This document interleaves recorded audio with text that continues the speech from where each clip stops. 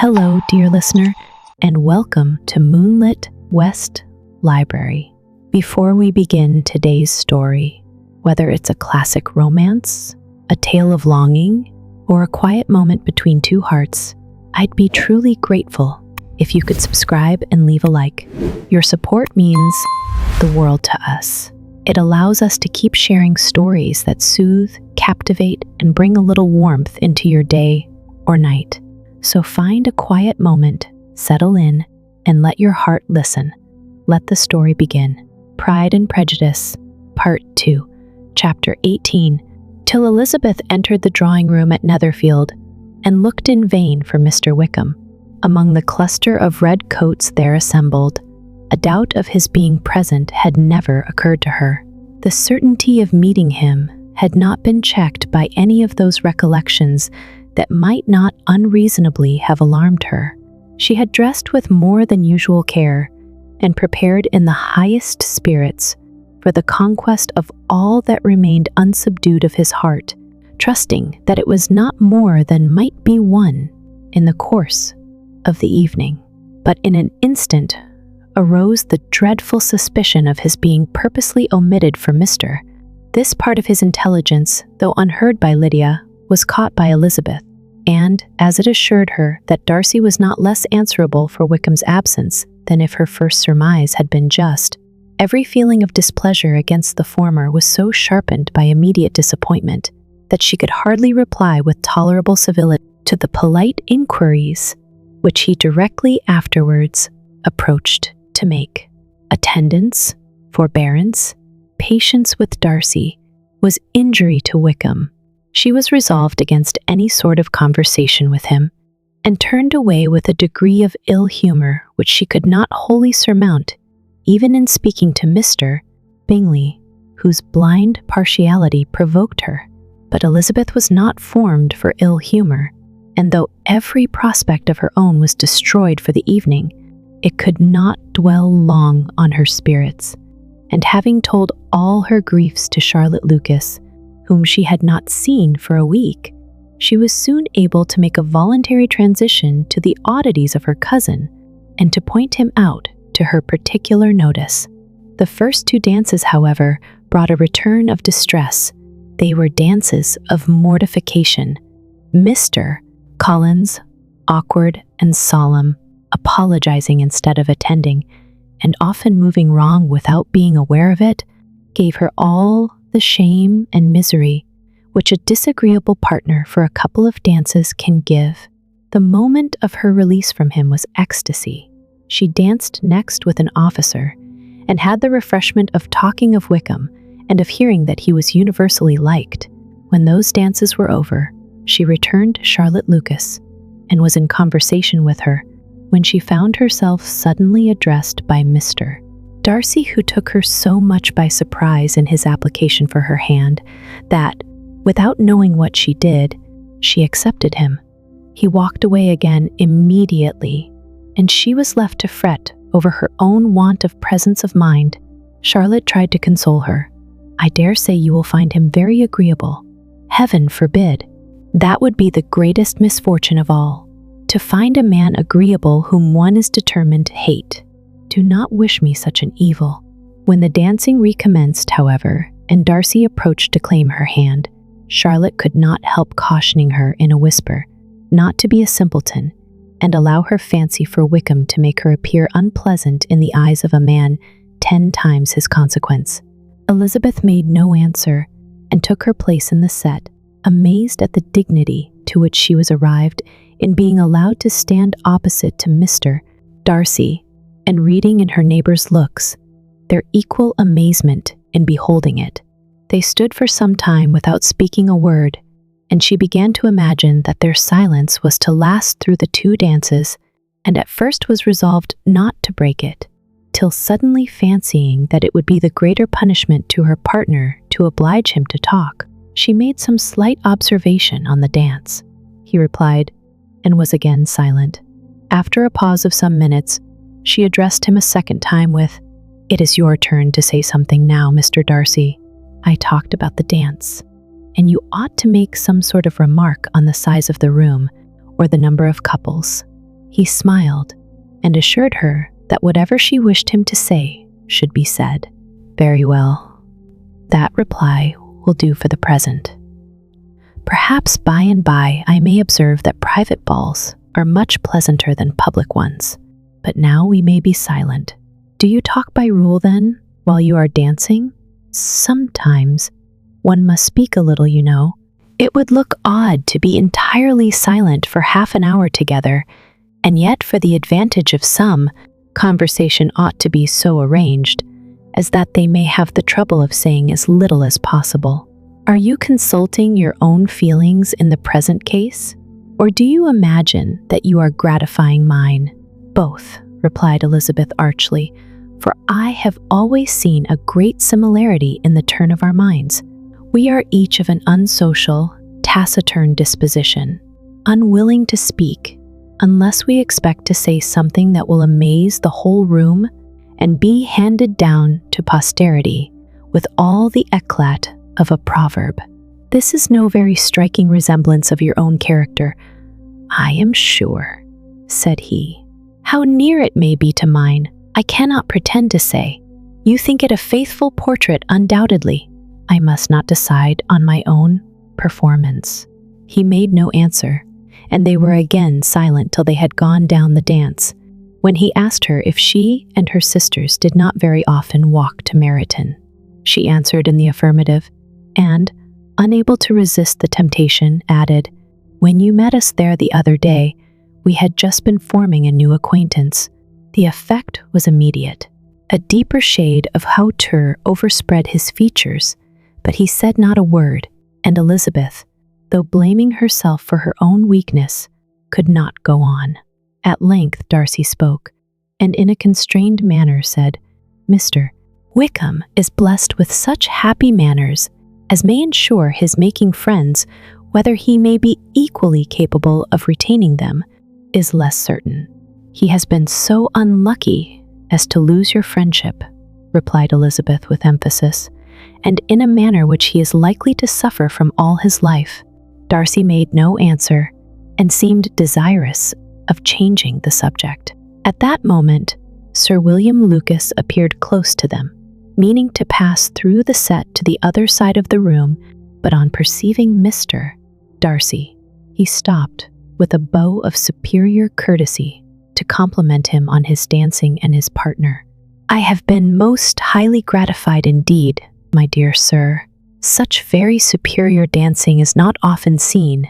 It is evident that you belong to the first circles. Allow me to say, however, that your fair partner does not disgrace you, and that I must hope to have this pleasure often repeated, especially when a certain desirable event, my dear Eliza, glancing at her sister in Bingley, shall take place.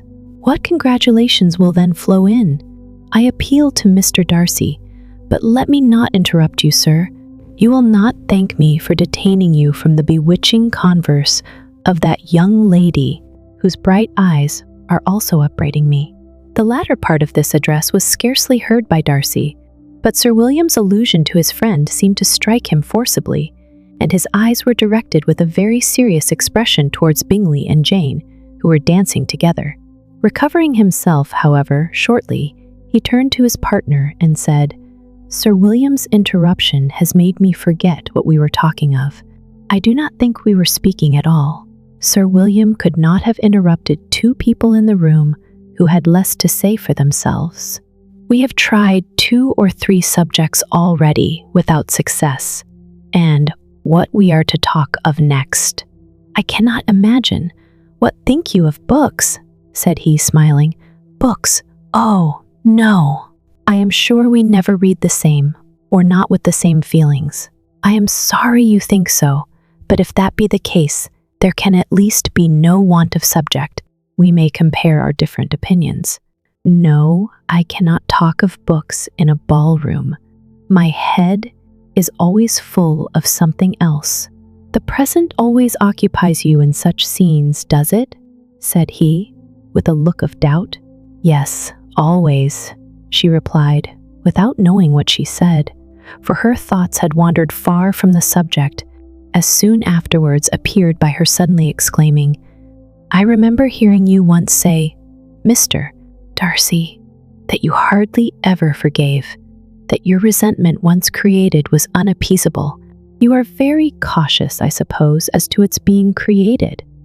I am, said he, with a firm voice. And never allow yourself to be blinded by prejudice? I hope not.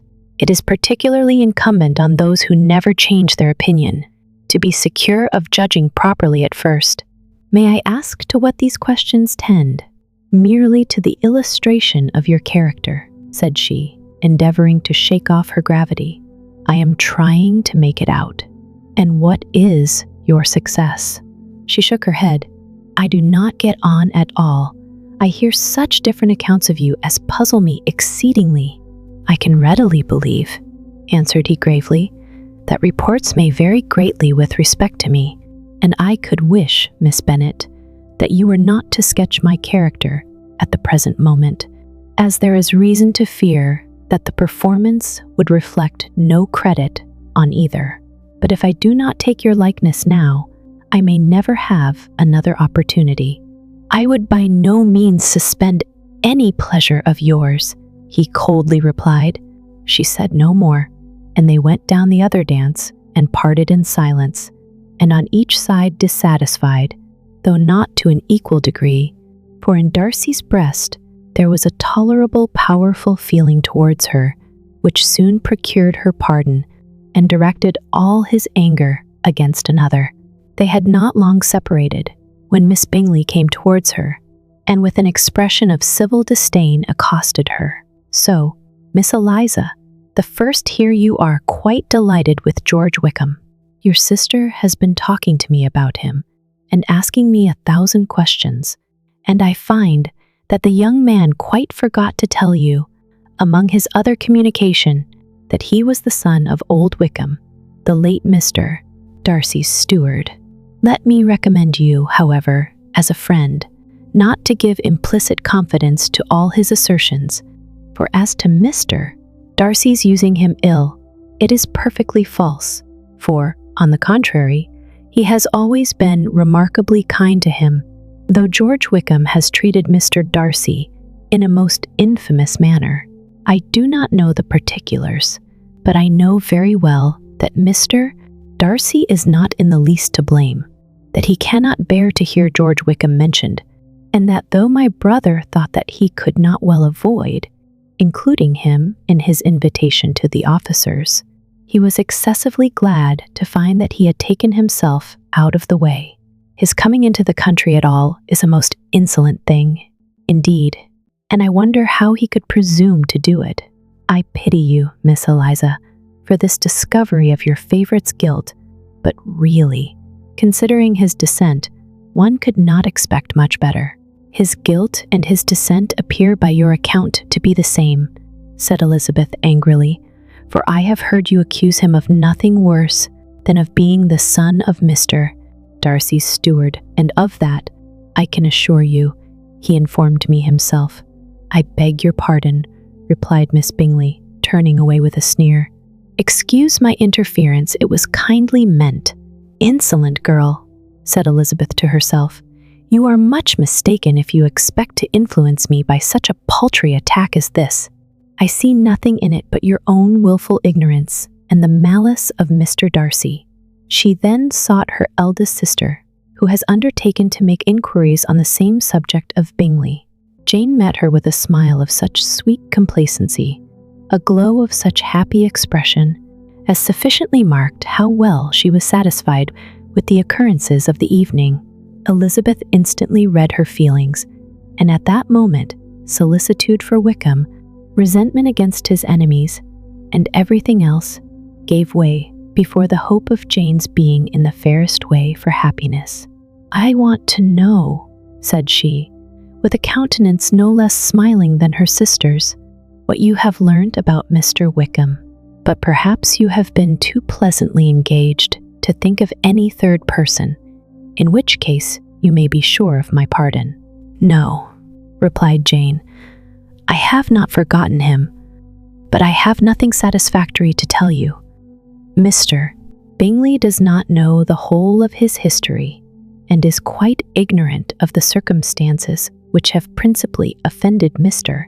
Darcy, but he will vouch for the good conduct, the probity, and honor of his friend, and is perfectly convinced that Mr. Wickham has deserved much less attention from Mr.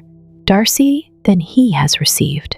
And I am sorry to say by his account, as well as his sister's, Mr. Wickham is by no means a respectable young man. I am afraid he has been very imprudent and has deserved to lose Mr. Darcy's regard. Mr. Bingley does not know Mr. Wickham himself? No, he never saw him till the other morning at Meryton. This account, then, is what he has received from Mr. Darcy. I am satisfied. But what does he say of the living? He does not exactly recollect the circumstances, though he has heard them from Mr. Darcy more than once, but he believes that it was left to him conditionally only. I have not a doubt of Mr.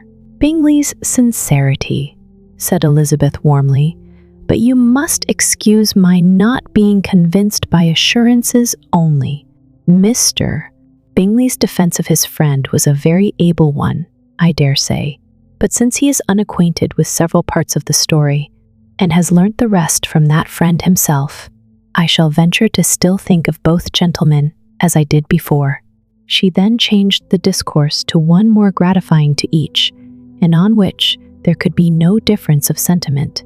Elizabeth listened with delight to the happy, though modest hopes which Jane entertained of Mr. Bingley's regard, and said all in her power to heighten her confidence in it. On their being joined by Mr. Bingley himself, Elizabeth withdrew to Miss Lucas, to whose inquiry after the pleasantness of her last partner she had scarcely replied, before Mr. Collins came up to them and told her with great exultation that he had just been so fortunate as to make a most important discovery. I have found out, said he, by a singular accident, that there is now in the room a near relation of my patroness.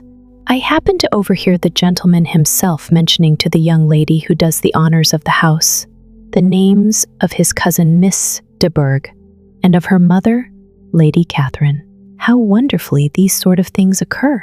Who would have thought of my meeting with, perhaps, a nephew of Lady Catherine de Bourgh in this assembly? I am most thankful that the discovery is made in time for me to pay my respects to him, which I am now going to do, and trust he will excuse my not having done it before. My total ignorance of the connection must plead my apology. You are not going to introduce yourself to Mr. Darcy. Indeed, I am. I shall entreat his pardon for not having done it earlier. I believe him to be Lady Catherine's nephew. It will be in my power to assure him that her ladyship was quite well yesterday se'night. Elizabeth tried hard to dissuade him from such a scheme, assuring him that Mr. Darcy would consider his addressing him without introduction as an impertinent freedom rather than a compliment to his aunt, that it was not in the least necessary there should be any notice on either side, and that if it were, it must belong to Mr. Darcy, the superior in consequence, to begin the acquaintance. Mr. You must therefore allow me to follow the dictates of my conscience on this occasion, which leads me to perform what I look on as a point of duty. Pardon me for neglecting to profit by your advice, which on every other subject shall be my constant guide, though in the case before us I consider myself more fitted by education and habitual study to decide on what is right than a young lady like yourself. And with a low bow he left her to attack Mr. Darcy, whose reception of his advances she eagerly watched, and whose astonishment at being so addressed was very evident. Her cousin prefaced his speech with a solemn bow, and though she could not hear a word of it, she felt as if hearing it all, and saw in the motion of his lips the words apology, Hunsford, and Lady Catherine de Bourgh. It vexed her to see him expose himself to such a man. Mr. Darcy was eyeing him with unrestrained wonder, and when at last Mr. Collins allowed him time to speak, replied with an air of distant civility, Mr. Collins, however, was not discouraged from speaking again, and Mr. Darcy's contempt seemed abundantly increasing with the length of his second speech, and at the end of it he only made him a slight bow and moved another way. Mr. Collins then returned to Elizabeth. "I have no reason, I assure you," said he, "to be dissatisfied with my reception." Mr. Darcy seemed much pleased with the attention. He answered me with the utmost civility, and even paid me the compliment of saying that he was so well convinced of Lady Catherine's discernment as to be certain she could never bestow a favor unworthily. It was really a very handsome thought. Upon the whole, I am much pleased with him. As Elizabeth had no longer any interest of her own to pursue, she turned her attention almost entirely on her sister and Mr. Bingley, and the train of agreeable reflections which her observations gave birth to made her perhaps almost as happy as Jane. She saw her in idea settled in that very house, in all the felicity which a marriage of true affection could bestow, and she felt capable, under such circumstances, of endeavoring even to like Bingley's two sisters. Her mother's thoughts, she plainly saw, were bent the same way, and she determined not to venture near her, lest she might hear too much. When they sat down to supper, therefore, she considered it a most unlucky perverseness, which placed them within one of each other, and deeply was she vexed to find that her mother was talking to that one person, Lady Lucas Freely, openly, and of nothing else but her expectation that Jane would soon be married to Mr. Bingley. It was an animating subject, and Mrs. Bennet seemed incapable of fatigue while enumerating the advantages of the match. His being such a charming young man, and so rich, and living but 3 miles from them, were the first points of self-gratulation. And then it was such a comfort to think how fond the two sisters were of Jane, and to be certain that they must desire the connection as much as she could do. It was, moreover, such a promising thing for her younger daughters, as Jane's marrying so greatly must throw them in the way of other rich men, and lastly, it was so pleasant at her time of life to be able to consign her single daughters to the care of their sister, that she might not be obliged to go into company more than she liked. It was necessary to make this circumstance a matter of pleasure, because on such occasions it is the etiquette, but no one was less likely than Mrs. Bennet to find comfort in staying home at any period of her life. She concluded with many good wishes that Lady Lucas might soon be equally fortunate, though evidently and triumphantly believing there was no chance of it. In vain did Elizabeth endeavor to check the rapidity of her mother's words, or persuade her to describe her felicity in a less audible whisper, for, to her inexpressible vexation, she could perceive that the chief of it was overheard by Mr. Darcy, who sat opposite to them. Her mother only scolded her for being nonsensical. "What is Mr. Darcy to me, pray, that I should be afraid of him? I am sure we owe him no such particular civility as to be obliged to say nothing he may not like to hear. For heaven's sake, madam, speak lower. What advantage can it be for you to offend Mr. Darcy? You will never recommend yourself to his friend by so doing." Nothing that she could say, however, had any influence. Her mother would talk of her views in the same intelligible tone. Elizabeth blushed and blushed again with shame and vexation. She could not help frequently glancing her eye at Mr. Darcy, though every glance convinced her of what she dreaded, for though he was not always looking at her mother, she was convinced that his attention was invariably fixed by her. The expression of his face changed gradually from indignant contempt to a composed and steady gravity. At length, however, Miss S. Bennet had no more to say, and Lady Lucas, who had been long yawning at the repetition of delights which she saw no likelihood of sharing, was left to the comforts of cold ham and chicken. Elizabeth now began to revive. But not long was the interval of tranquility, for, when supper was over, singing was talked of, and she had the mortification of seeing Mary, after very little entreaty, preparing to oblige the company. By many significant looks and silent entreaties did she endeavor to prevent such a proof of complaisance, but in vain. Mary would not understand them. Such an opportunity of exhibiting was delightful to her, and she began her song. Elizabeth's eyes were fixed on her with most painful sensations, and she watched her progress through the several stanzas with an impatience which was very ill rewarded at their close. For Mary, on receiving, amongst the thanks of the table, the hint of a hope that she might be prevailed on to favor them again, after the pause of half a minute began another. Mary's powers were by no means fitted for such a display. Her voice was weak, and her manner affected. Elizabeth was in agonies. She looked at Jane to see how she bore it, but Jane was very composedly talking to Bingley. She looked at his two sisters, and saw them making signs of derision at each other, and at Darcy, who continued, however, imperturbably grave. She looked at her father to entreat his interference, lest Mary should be singing all night. He took the hint, and when Mary had finished her second song, said aloud, "That will do extremely well, child. You have delighted us long enough. Let the other young ladies have time to exhibit." Mary, though pretending not to hear, was somewhat disconcerted, and Elizabeth, sorry for her, and sorry for her father's speech, was afraid her anxiety had done no good. Others of the party were now applied to. "If I," said Mr. Collins, "were so fortunate as to be able to sing, I should have great pleasure, I am sure, in obliging the company with an air, for I consider music as a very innocent diversion and perfectly compatible with the profession of a clergyman.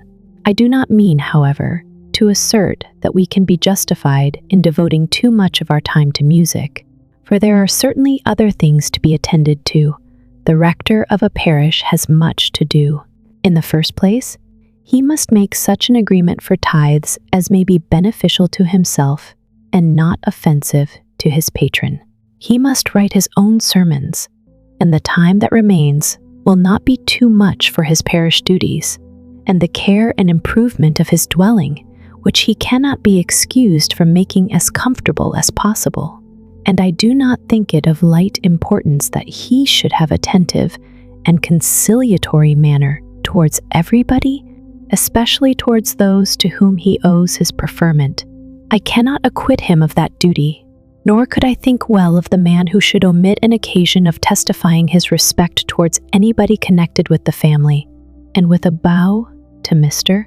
Darcy, he concluded his speech, which had been spoken so loud as to be heard by half the room. Many stared, many smiled, but no one looked more amused than Mr. Bennet himself, while his wife seriously commended Mr. Collins for having spoken so sensibly, and observed in a half-whisper to Lady Lucas that he was a remarkably clever, good kind of young man. To Elizabeth it appeared that, had her family made an agreement to expose themselves as much as they could during the evening, it would have been impossible for them to play their parts with more spirit or finer success, and happy did she think it for Bingley and her sister that some of the exhibition had escaped his notice, and that his feelings were not of a sort to be much distressed by the folly which he must have witnessed. That his two sisters and Mr. Darcy, however, should have such an opportunity of ridiculing her relations was bad enough, and she could not determine whether the silent contempt of the gentlemen or the insolent smiles of the ladies were more intolerable. The rest of the evening brought her little amusement. She was teased by Mr. Collins, who continued most perseveringly by her side, and though he could not prevail on her to dance with him again, put it out of her power to dance with others. In vain did she entreat him to stand up with somebody else, and offer to introduce him to any young lady in the room. He assured her that as to dancing, he was perfectly indifferent to it, that his chief object was by delicate attentions to recommend himself to her, and that he should therefore make a point of remaining close to her the whole evening.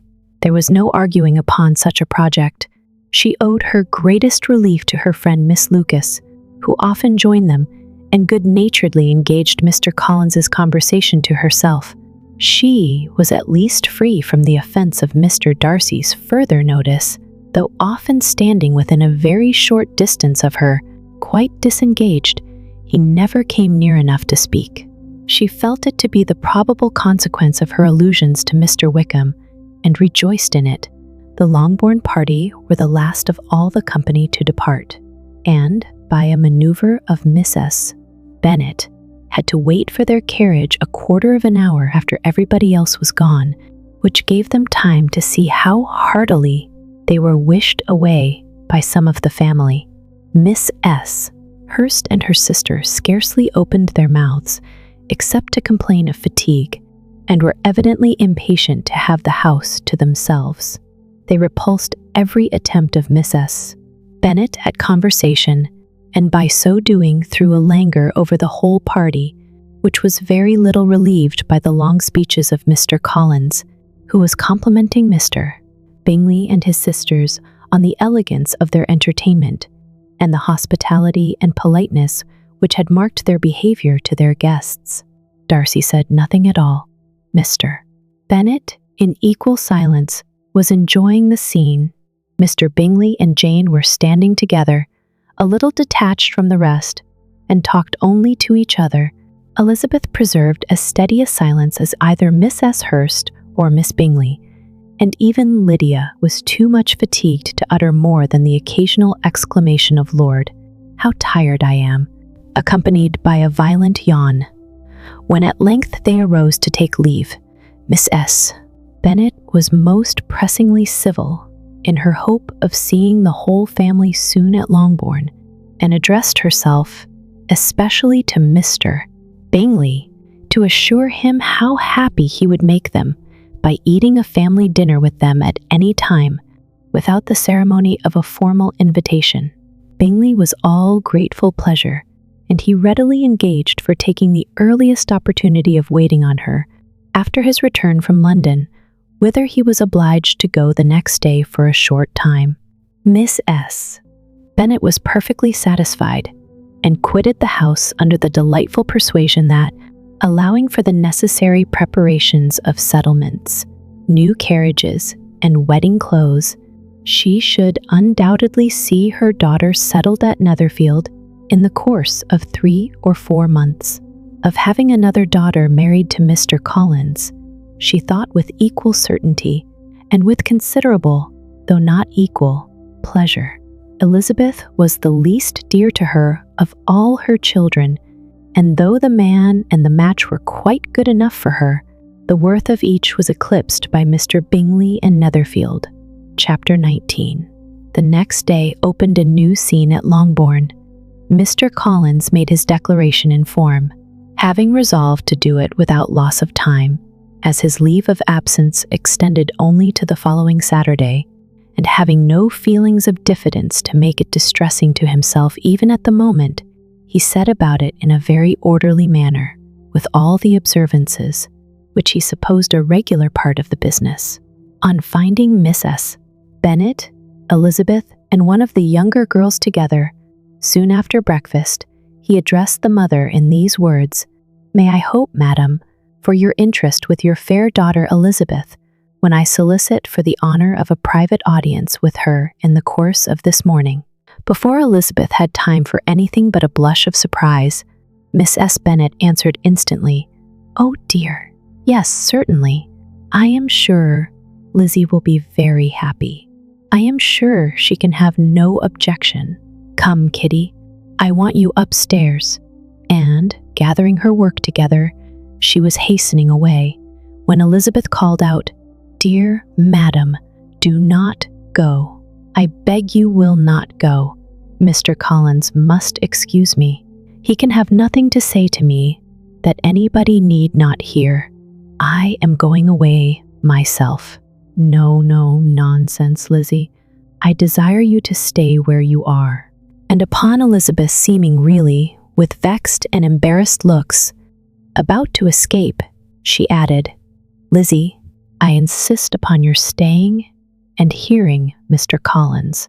Elizabeth would not oppose such an injunction, and a moment's consideration making her also sensible that it would be wisest to get it over as soon and as quietly as possible, she sat down again and tried to conceal, by incessant employment, the feelings which were divided between distress and diversion. Miss S. Bennet and Kitty walked off, and as soon as they were gone, Mr. Collins began. "Believe me, my dear Miss Elizabeth, that your modesty, so far from doing you any disservice, rather adds to your other perfections. You would have been less amiable in my eyes had there not been this little unwillingness, but allow me to assure you that I have your respected mother's permission for this address. You can hardly doubt the purport of my discourse. However your natural delicacy may lead you to dissemble, my attentions have been too marked to be mistaken. Almost as soon as I entered the house, I singled you out as the companion of my future life. But before I am run away with by my feelings on this subject, perhaps it would be advisable for me to state my reasons for marrying and, moreover, for coming into Hertfordshire with the design of selecting a wife, as I certainly did. The idea of Mr.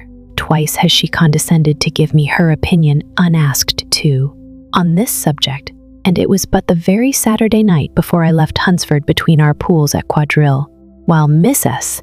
Jenkinson was arranging Miss de Bourgh's footstool, that she said, "Mr. Collins, you must marry. A clergyman like you must marry. Choose properly, choose a gentlewoman for my sake, and for your own. Let her be an active, useful sort of person, not brought up high, but able to make a small income go a good way. This is my advice. Find such a woman as soon as you can, bring her to Hunsford, and I will visit her. Allow me, by the way, to observe, my fair cousin, that I do not reckon the notice and kindness of Lady Catherine de Bourgh as among the least of the advantages in my power to offer.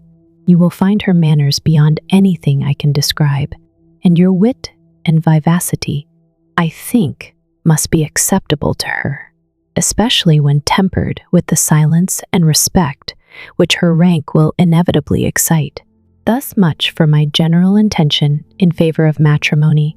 It remains to be told why my views were directed towards Longbourn instead of my own neighborhood, where I can assure you there are many amiable young women.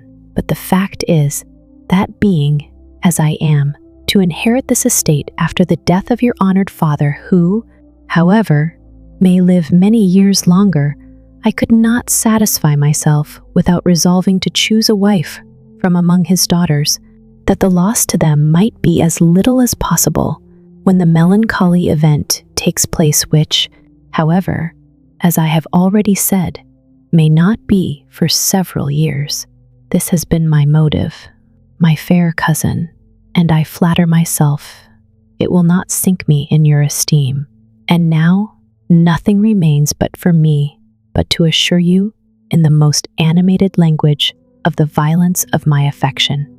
To fortune I am perfectly indifferent, and shall make no demand of that nature on your father, since I am well aware that it could not be complied with, and that 1,000 pounds in the 4 per cents, which will not be yours till after your mother's decease, is all that you may ever be entitled to. On that head, therefore, I shall be uniformly silent, and you may assure yourself that no ungenerous reproach shall ever pass my lips when we are married." It was absolutely necessary to interrupt him now. "You are too hasty, sir," she cried. "You forget that I have made no answer. Let me do it without further loss of time. Accept my thanks for the compliment you are paying me.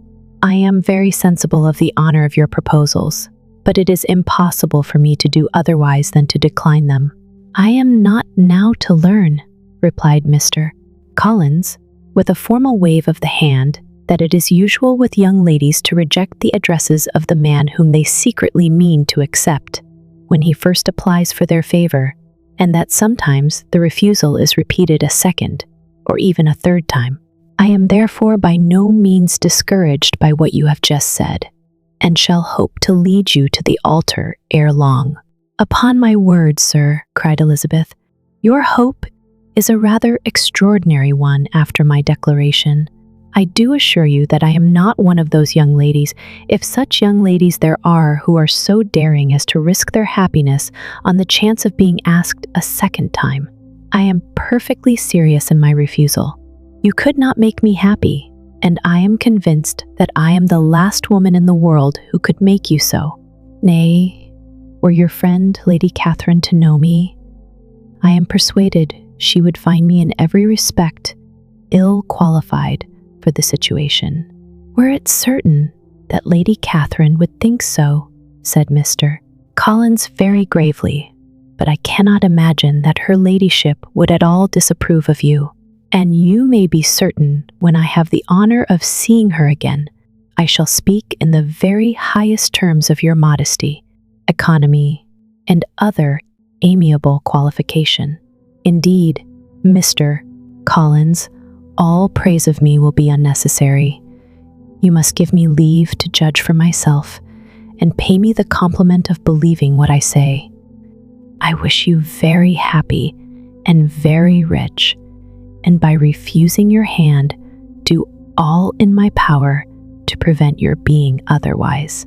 In making me the offer, you must have satisfied the delicacy of your feelings with regard to my family, and may take possession of Longbourn estate whenever it falls, without any self-reproach.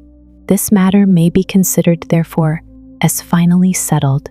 And rising as she thus spoke, she would have quitted the room had Mr. "Really, Mr. Collins," cried Elizabeth with some warmth, "you puzzle me exceedingly. If what I have hitherto said can appear to you in the form of encouragement, I know not how to express my refusal in such a way as to convince you of its being one. You must give me leave to flatter myself, my dear cousin, that your refusal of my addresses is merely words of course. My reasons for believing it are briefly these. It does not appear to me that my hand is unworthy your acceptance, or that the establishment I can offer would be any other than highly desirable.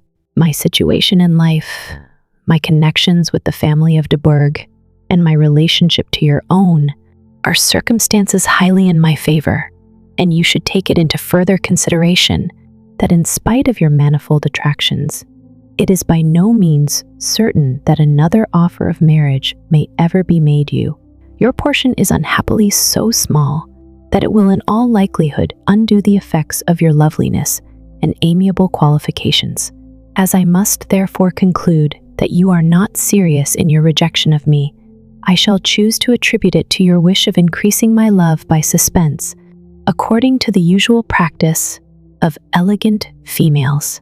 I do assure you, sir, that I have no pretensions whatever to that kind of elegance which consists in tormenting a respectable man, would rather be paid the compliment of being believed sincere. I thank you again and again for the honor you have done me in your proposals, but to accept them is absolutely impossible. My feelings in every respect forbid it. Can I speak plainer? Do not consider me now as an elegant female intending to plague you, but as a rational creature speaking the truth from her heart. You are uniformly charming, cried he, with an air of awkward gallantry, and I am persuaded that when sanctioned by the express authority of both your excellent parents, my proposals will not fail of being acceptable. To such perseverance in wilful self-deception, Elizabeth would make no reply, and immediately and in silence withdrew, determined, if he persisted in considering her repeated refusals as flattering encouragement, to apply to her father, whose negative might be uttered in such a manner as to be decisive, and whose behavior mistaken for the affectation and coquetry of an elegant female. Chapter 20. Mr. Collins was not left long to the silent contemplation of his successful love, for Mrs.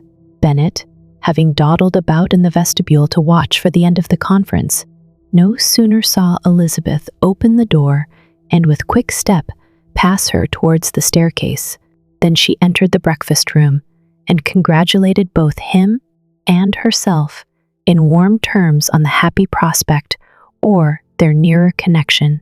Mr. Collins received and returned these felicitations with equal pleasure, and then proceeded to relate the particulars of their interview, with the result of which he trusted he had every reason to be satisfied, since the refusal which his cousin had steadfastly given him would naturally flow from her bashful modesty and the genuine delicacy of her character.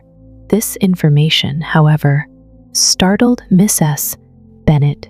She would have been glad to be equally satisfied that her daughter had meant to encourage him by protesting against his proposals, but she dared not believe it, and could not help saying so. But depend upon it, Mr. Collins, she added, that Lizzie shall be brought to reason. I will speak to her about it directly. She is a very headstrong, foolish girl, and does not know her own interest, but I will make her know it. Pardon me for interrupting you, madam, cried Mr. Collins, but if she is really headstrong and foolish, I know not whether she would altogether be a very desirable wife to a man in my situation, who naturally looks for happiness in the marriage state. If therefore she actually persists in rejecting my suit, perhaps it were better not to force her into accepting me, because, if liable to such defects of temper, she could not contribute much to my felicity. Sir, you quite misunderstand me, said Mrs. Bennet, alarmed. Lizzie is only headstrong in such matters as these. In everything else, she is as good-natured a girl as ever lived. I will go directly to Mr. Bennet, and we shall very soon settle it with her, I am sure. She would not give him time to reply, but hurrying instantly to her husband, called out as she entered the library, "Oh, Mr. Bennet, you are wanted immediately. We are all in an uproar. You must come and make Lizzie marry Mr. Collins, for she vows she will not have him, and if you do not make haste, he will change his mind and not have her." Mr. Bennet raised his eyes from his book as she entered, and fixed them on her face with a calm unconcern which was not in the least altered by her communication. "I have not the pleasure of understanding you," said he, when she had finished her speech. "Of what are you talking?" "Of Mr. Collins and Lizzie. Lizzie declares she will not have Mr. Collins, and Mr. Collins begins to say that he will not have Lizzie. And what am I to do on the occasion?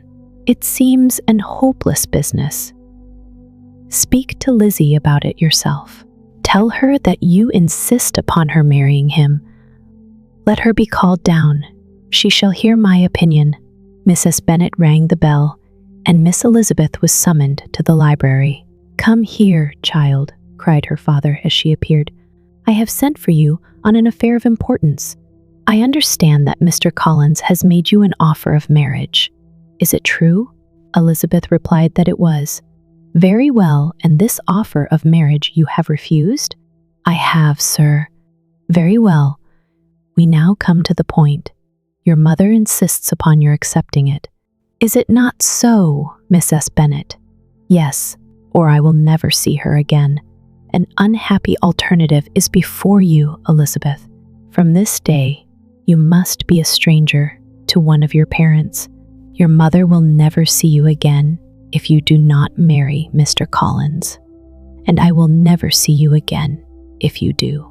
Elizabeth could not but smile at such a conclusion of such a beginning, but Miss Bennet, who had persuaded herself that her husband regarded the affair as she wished, was excessively disappointed.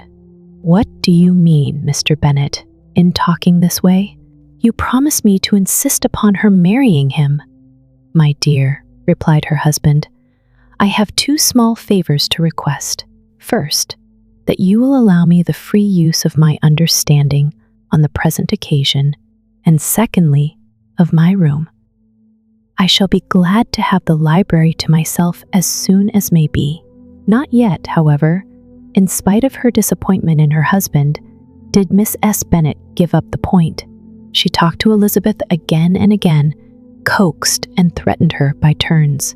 She endeavored to secure Jane in her interest, but Jane, with all possible mildness, declined interfering, and Elizabeth, sometimes with real earnestness, and sometimes with playful gaiety, replied to her attacks. Though her manner varied, however, her determination never did. Mr. Collins, meanwhile, was meditating in solitude on what had passed. He thought too well of himself to comprehend on what motives his cousin could refuse him, and though his pride was hurt, he suffered in no other way. His regard for her was quite imaginary, and the possibility of her deserving her mother's reproach prevented his feeling any regret. While the family were in this confusion, Charlotte Lucas came to spend the day with them. She was met in the vestibule by Lydia, who, flying to her, cried in a half-whisper, "I am glad you are come, for there is such fun here. What do you think has happened this morning, Mr.? Collins has made an offer to Lizzie, and she will not have him." Charlotte hardly had time to answer before they were joined by Kitty, who came to tell the same news, and no sooner had they entered the breakfast room, where Mrs. Bennet was alone, than she likewise began on the subject, calling on Miss Lucas for her compassion, and entreating her to persuade her friend Lizzie to comply with the wishes of all her family. "Pray do, my dear Miss Lucas," she added in a melancholy tone, "for nobody is on my side, nobody takes part with me. I am cruelly used, nobody feels for my poor nerves." Charlotte's reply was spared by the entrance of Jane and Elizabeth. "Aye, there she comes," continued Mrs. Bennet, looking as unconcerned as may be, and caring no more for us than if we were at York, provided she can have her own way. "But I tell you, Miss Lizzie, if you take it into your head to go on refusing every offer of marriage, in this way, you will never get a husband at all, and I am sure I do not know who is to maintain you when your father is dead. I shall not be able to keep you, and so I warn you. I have done with you from this very day. I told you in the library, you know, that I should never speak to you again, and you will find me as good as my word. I have no pleasure in talking to undutiful children, not that I have much pleasure, indeed, in talking to anybody. People who suffer as I do from nervous complaints can have no great inclination for talking. Nobody can tell what I suffer, but it is always so. Those who do not complain are never pitied." Her daughters listened in silence to this effusion, sensible that any attempt to reason with her or soothe her would only increase the irritation.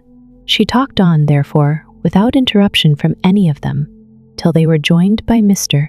Collins, who entered the room with an air more stately than usual, and on perceiving whom, she said to the girls, "Now I do insist upon it, that you, all of you, hold your tongues, and let me and Mr. Collins have a little conversation together." Elizabeth passed quietly out of the room. Jane and Kitty followed, but Lydia stood her ground, determined to hear all she could, and Charlotte, detained first by the civility of Mr. Collins, whose inquiries after herself and all her family were very minute, and then by a little curiosity, satisfied herself with walking to the window and pretending not to hear. In a doleful voice, Mrs. Bennet began the projected conversation. "Oh, Mr. Collins, my dear madam," replied he, "let us be forever silent on this point. Far be it from me," he presently continued, in a voice that marked his displeasure, "to resent the behavior of your daughter. Resignation to inevitable evils is the evil duty of us all, the peculiar duty of a young man who has been so fortunate as I have been in early preferment, and I trust I am resigned. Perhaps not the less so from feeling a doubt of my positive happiness had my fair cousin honored me with her hand, for I have often observed that resignation is never so perfect as when the blessing denied begins to lose somewhat of its value, in our estimation. You will not, I hope, consider me as showing any disrespect to your family, my dear madam, by thus withdrawing my pretensions to your daughter's favor without having paid yourself and Mr. Bennet the compliment of requesting you to interpose your authority in my behalf. My conduct may, I fear, be objectionable in having accepted my dismission from your daughter's lips instead of your own, but we are all liable to error. I have certainly meant well through the whole affair. My object has been to secure an amiable companion for myself, with due consideration for the advantage of all your family, and if my manner has been at all reprehensible, I here beg leave to apologize. Chapter 21. The discussion of Mr. Collins's offer was now nearly at an end, and Elizabeth had only to suffer from the uncomfortable feelings necessarily attending it, and occasionally from some peevish allusions of her mother. As for the gentleman himself, his feelings were chiefly expressed, not by embarrassment or dejection, or by trying to avoid her, but by stiffness of manner and resentful silence.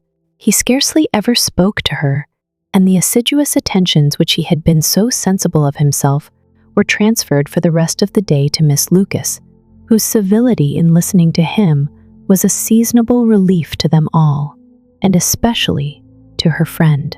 The morrow produced no abatement of Miss S. Bennet's ill humor or ill health. Mr. Collins was also in the same state of angry pride. Elizabeth had hoped that his resentment might shorten his visit, but his plan did not appear in the least affected by it. He was always to have gone on Saturday, and to Saturday he meant to stay. After breakfast, the girls walked to Meryton to inquire if Mr. Wickham were returned, and to lament over his absence from the Netherfield ball.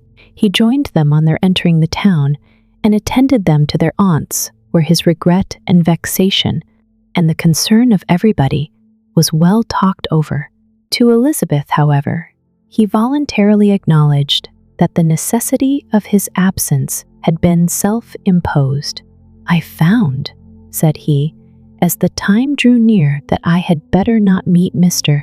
Darcy, that to be in the same room, the same party with him for so many hours together, might be more than I could bear, and that scenes might arise unpleasant to more than myself."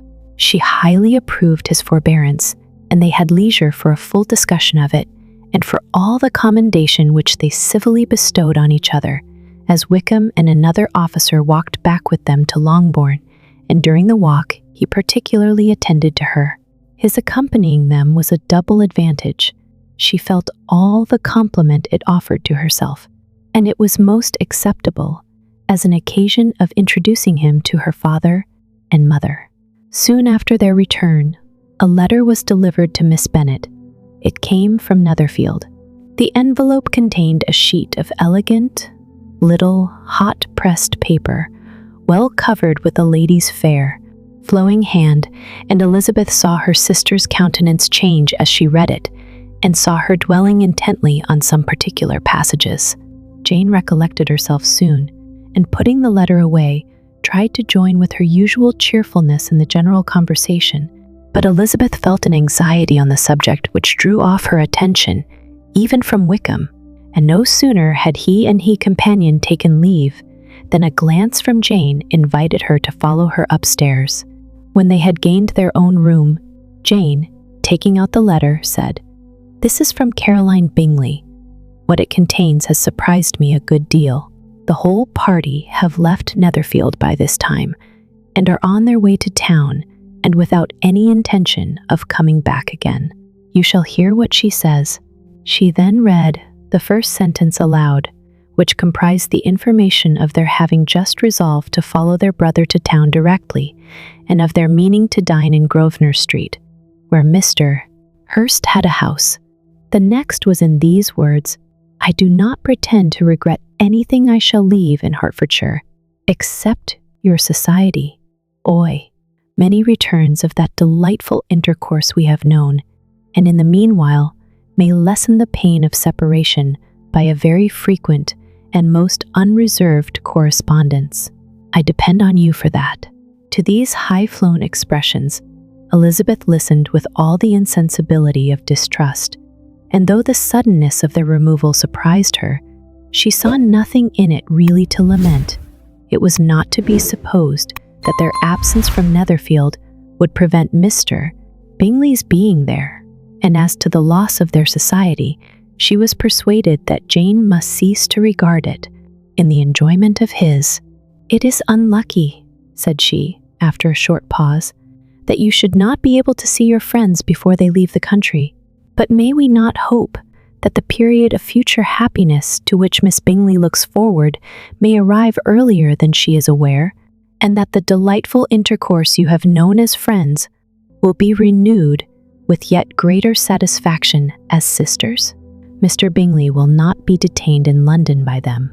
Caroline decidedly says that none of the party will return into Hertfordshire this winter. I will read it to you. When my brother left us yesterday, he imagined that the business which took him to London might be concluded in 3 or 4 days, but as we are certain it cannot be so, and at the same time convinced that when Charles gets to town he will be in no hurry to leave it again, we have determined on following him thither, that he may not be able to spend his vacant hours in a comfortless hotel. Many of my acquaintances are already there for the winter. I wish that I could hear that you, my dearest friend, had any intention of making one of the crowd, but of that I despair. I sincerely hope your Christmas in Hertfordshire may abound in the gaieties which that season generally brings, and that your beaux will be so numerous as to prevent your feeling the loss of the 3 of whom we shall deprive you. It is evident by this," added Jane, "that he comes back no more this winter. It is only evident that Miss Bingley does not mean that he should." "Why will you think so? It must be his own doing. He is his own master, but you do not know all. I will read you the passage which particularly hurts me. I will have no reserves from you. Mr. Darcy is impatient to see his sister, and, to confess the truth, we are scarcely less eager to meet her again. I really do not think Georgiana Darcy has her equal for beauty, elegance, and accomplishments, and the affection she inspires in Louisa and myself is heightened into something still more interesting from the hope we dare entertain of her being, hereafter, our sister. I do not know whether I ever before mentioned to you my feelings on this subject, but I will not leave the country without confiding them, and I trust you will not esteem them unreasonable. My brother admires her greatly already.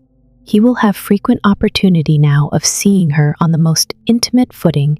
Her relations all wish the connection as much as his own, and a sister's partiality is not misleading me. I think, when I call Charles most capable of engaging any woman's heart. With all these circumstances to favor an attachment, and nothing to prevent it, am I wrong, my dearest Jane, in indulging the hope of an event which will secure the happiness of so many? What do you think of this sentence, my dear Lizzie? Said Jane as she finished it. Is it not clear enough?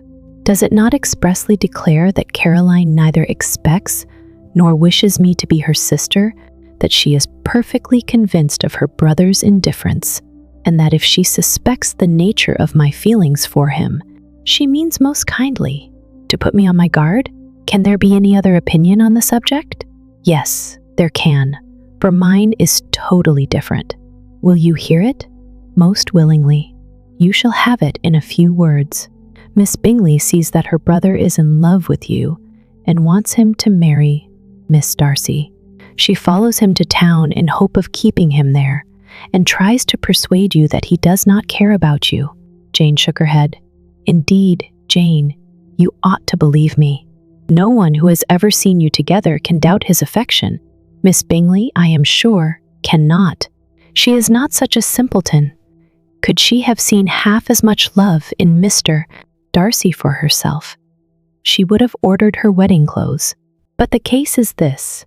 We are not rich enough or grand enough for them, and she is the more anxious to get Miss Darcy for her brother, from the notion that when there has been one intermarriage, she may have less trouble in achieving a second, in which there is certainly some ingenuity, and I dare say it would succeed if Miss de Bourgh were out of the way.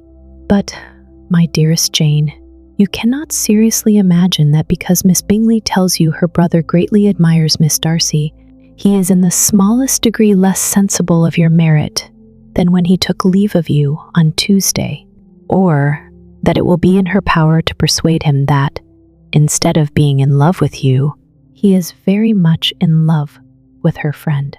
If we thought alike of Miss Bingley, replied Jane, your representation of all this might make me quite easy, but I know the foundation is unjust. Caroline is incapable of willfully deceiving anyone, and all that I can hope in this case is that she is deceiving herself. That is right.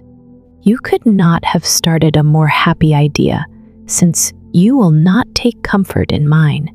Believe her to be deceived by all means. You have now done your duty by her, and must fret no longer.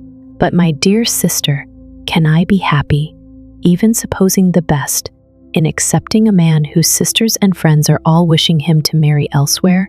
You must decide for yourself, said Elizabeth, and if, upon mature deliberation, you find that the misery of disobliging his two sisters is more than equivalent to the happiness of being his wife, I advise you by all means to refuse him. How can you talk so? Said Jane, faintly smiling. You must know that though I should be exceedingly grieved at their disapprobation, I could not hesitate. I did not think you would, and that being the case, I cannot consider your situation with much compassion, but if he returns no more this winter, my choice will never be required. 1,000 things may arise in 6 months. The idea of his returning no more Elizabeth treated with the utmost contempt.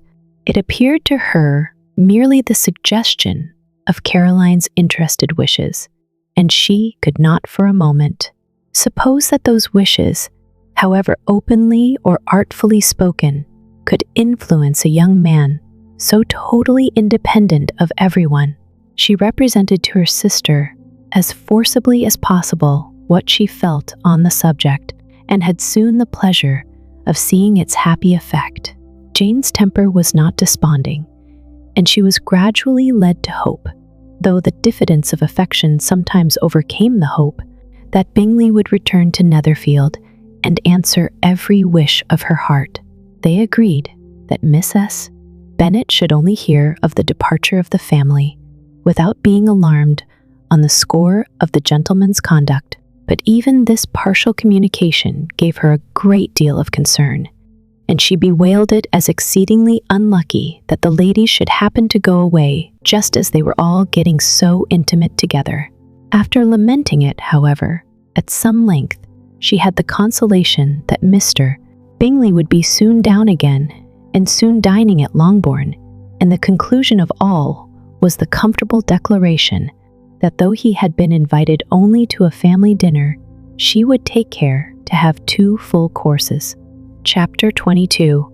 The Bennets were engaged to dine with the Lucases, and again during the chief of the day was Miss Lucas so kind as to listen to Mr. Collins.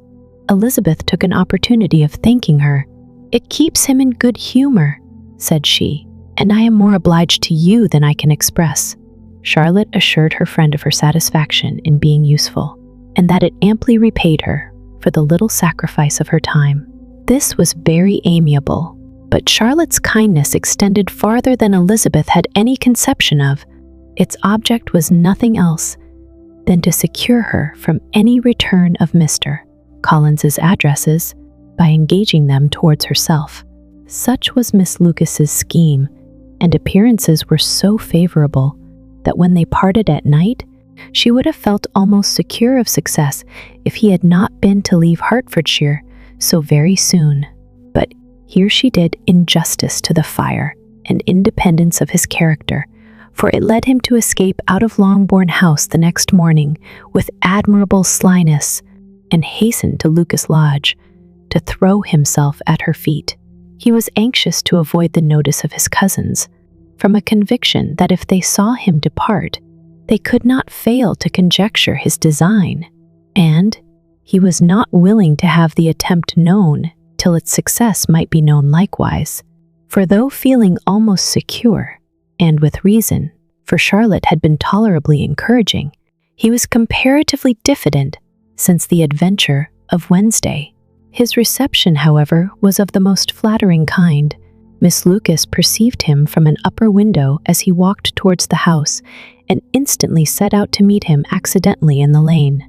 But little had she dared to hope that so much love and eloquence awaited her there.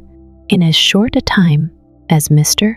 Collins's long speeches would allow, everything was settled between them to the satisfaction of both, and as they entered the house, he earnestly entreated her to name the day that was to make him the happiest of men, and though such a solicitation must be waived for the present, the lady felt no inclination to trifle with his happiness.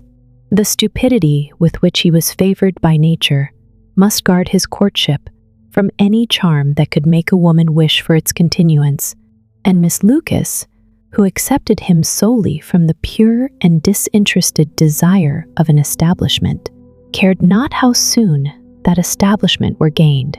Sir William and Lady Lucas were speedily applied to for their consent, and it was bestowed with a most joyful alacrity. Mr. Collins's present circumstances made it a most eligible match for their daughter, to whom they could give little fortune, and his prospects of future wealth were exceedingly fair. Lady Lucas began directly to calculate, with more interest than the matter had ever excited before, how many years longer Mr. Bennet was likely to live, and Sir William gave it as his decided opinion that whenever Mr. Collins should be in possession of the Longbourn estate, it would be highly expedient that both he and his wife should make their appearance at St. James's. The whole family, in short, were properly overjoyed on the occasion. The younger girls formed hopes of coming out a year or two sooner than they might otherwise have done, and the boys were relieved from their apprehension of Charlotte's dying an old maid. Charlotte herself was tolerably composed.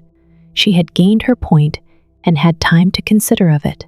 Her reflections were in general satisfactory. Mr. Collins, to be sure, was neither sensible nor agreeable. His society was irksome, and his attachment to her must be imaginary, but still he would be her husband. Without thinking highly either of men or matrimony, marriage had always been her object. It was the only provision for well-educated young women of small fortune, and however uncertain of giving happiness, must be their pleasantest preservative from want. This preservative she had now obtained, and at the age of 27, without having ever been handsome, she felt all the good luck of it. The least agreeable circumstance in the business was the surprise it must occasion to Elizabeth Bennet, whose friendship she valued beyond that of any other person. Elizabeth would wonder, and probably would blame her, and though her resolution was not to be shaken, her feelings must be hurt by such a disapprobation. She resolved to give her the information herself, and therefore charged Mr. Collins, when he returned to Longbourn to dinner, to drop no hint of what had passed before any of the family. A promise of secrecy was of course very dutifully given, but it could not be kept without difficulty, for the curiosity excited by his long absence burst forth in such very direct questions on his return as required some ingenuity to evade, and he was at the same time exercising great self-denial, for he was longing to publish his prosperous love. As he was to begin his journey too early on the morrow to see any of the family, the ceremony of leave-taking was performed when the ladies moved for the night, and Mrs. Bennet, with great politeness and cordiality, said how happy they should be to see him at Longbourn again, whenever his engagements might allow him to visit them. "My dear madam," he replied, This invitation is particularly gratifying because it is what I have been hoping to receive, and you may be very certain that I shall avail myself of it as soon as possible." They were all astonished, and Mr. Bennet, who could by no means wish for so speedy a return, immediately said, "But is there not danger of Lady Catherine's disapprobation here? My good sir, you had better neglect your relations than run the risk of offending your patroness." "My dear sir," replied Mr. Collins, "I am particularly obliged to you for this friendly caution, and you may depend upon my not taking so material a step without her ladyship's concurrence. You cannot be too much upon your guard.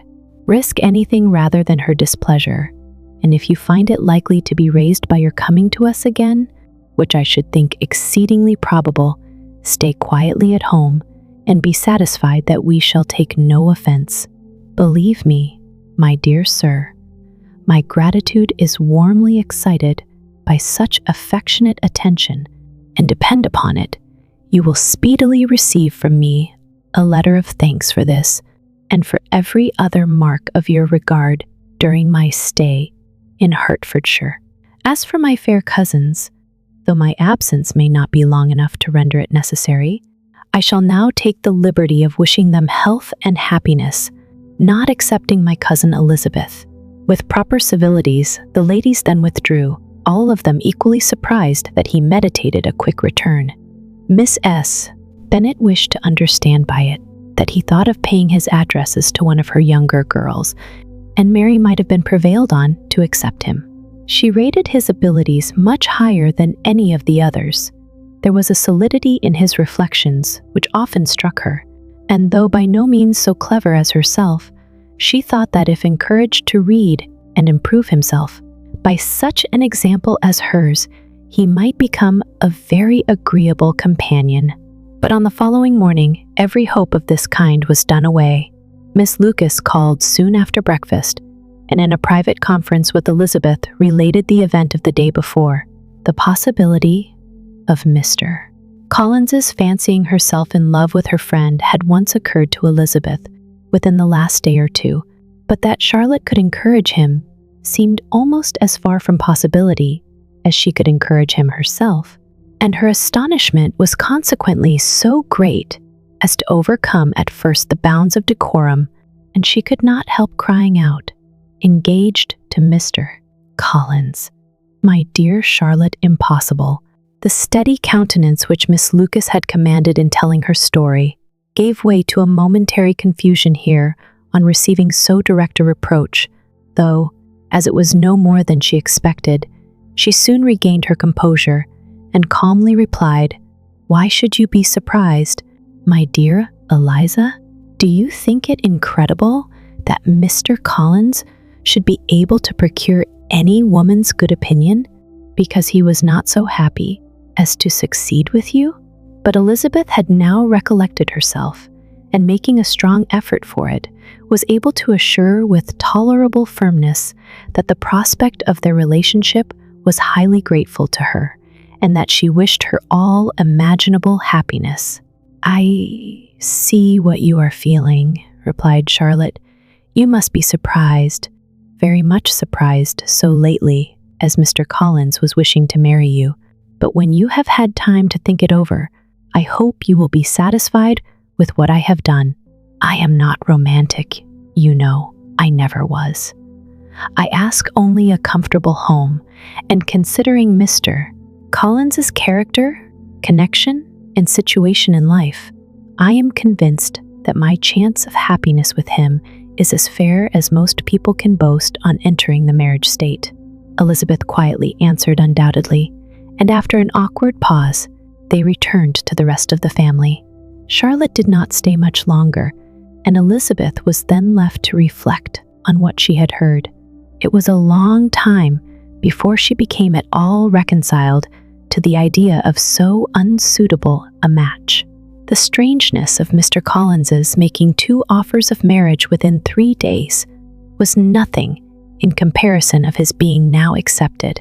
She had always felt that Charlotte's opinion of matrimony was not exactly like her own, but she had not supposed it to be possible that, when called into action, she would have sacrificed every better feeling to worldly advantage.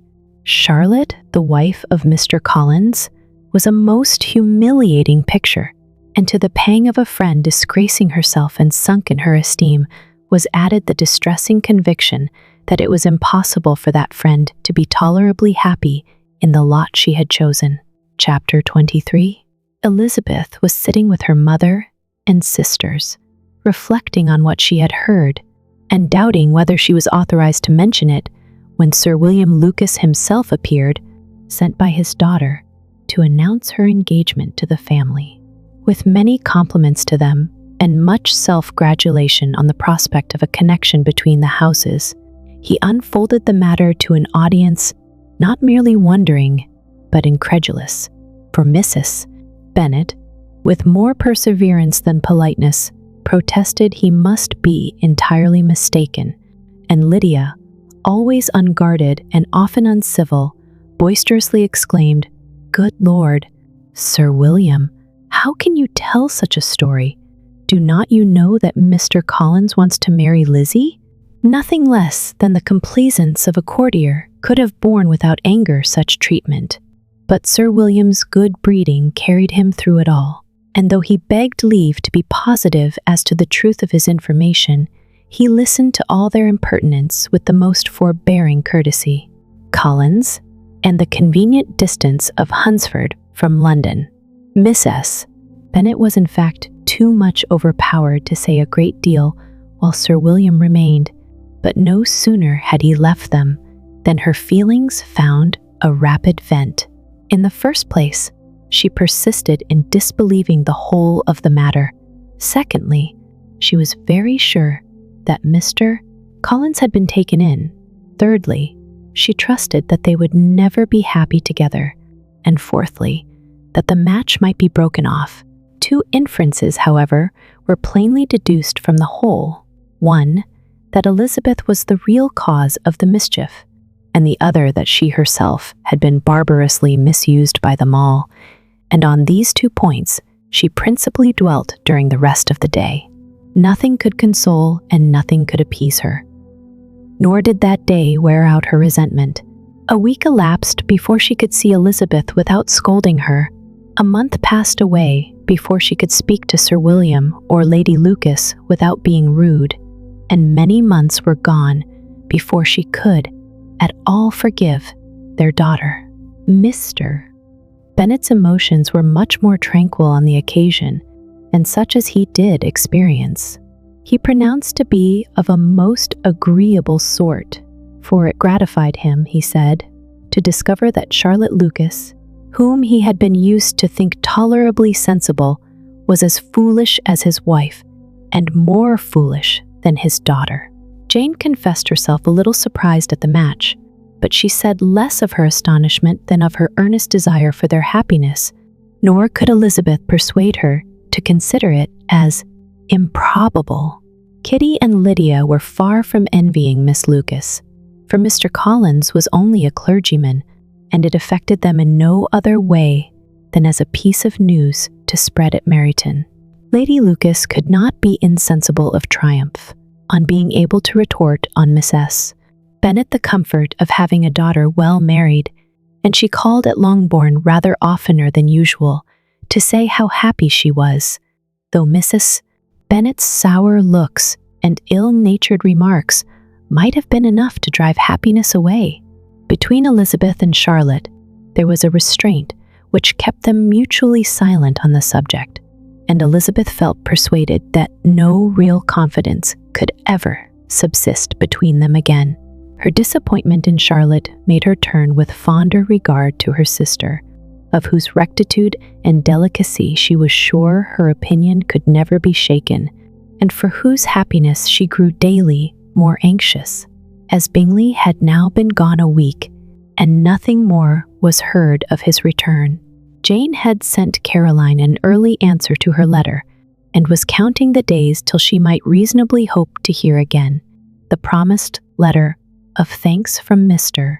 Collins arrived on Tuesday, addressed to their father, and written with all the solemnity of gratitude which a 12 months' abode in the family might have prompted, Mr. Collins's return into Hertfordshire was no longer a matter of pleasure to Miss S. Bennet.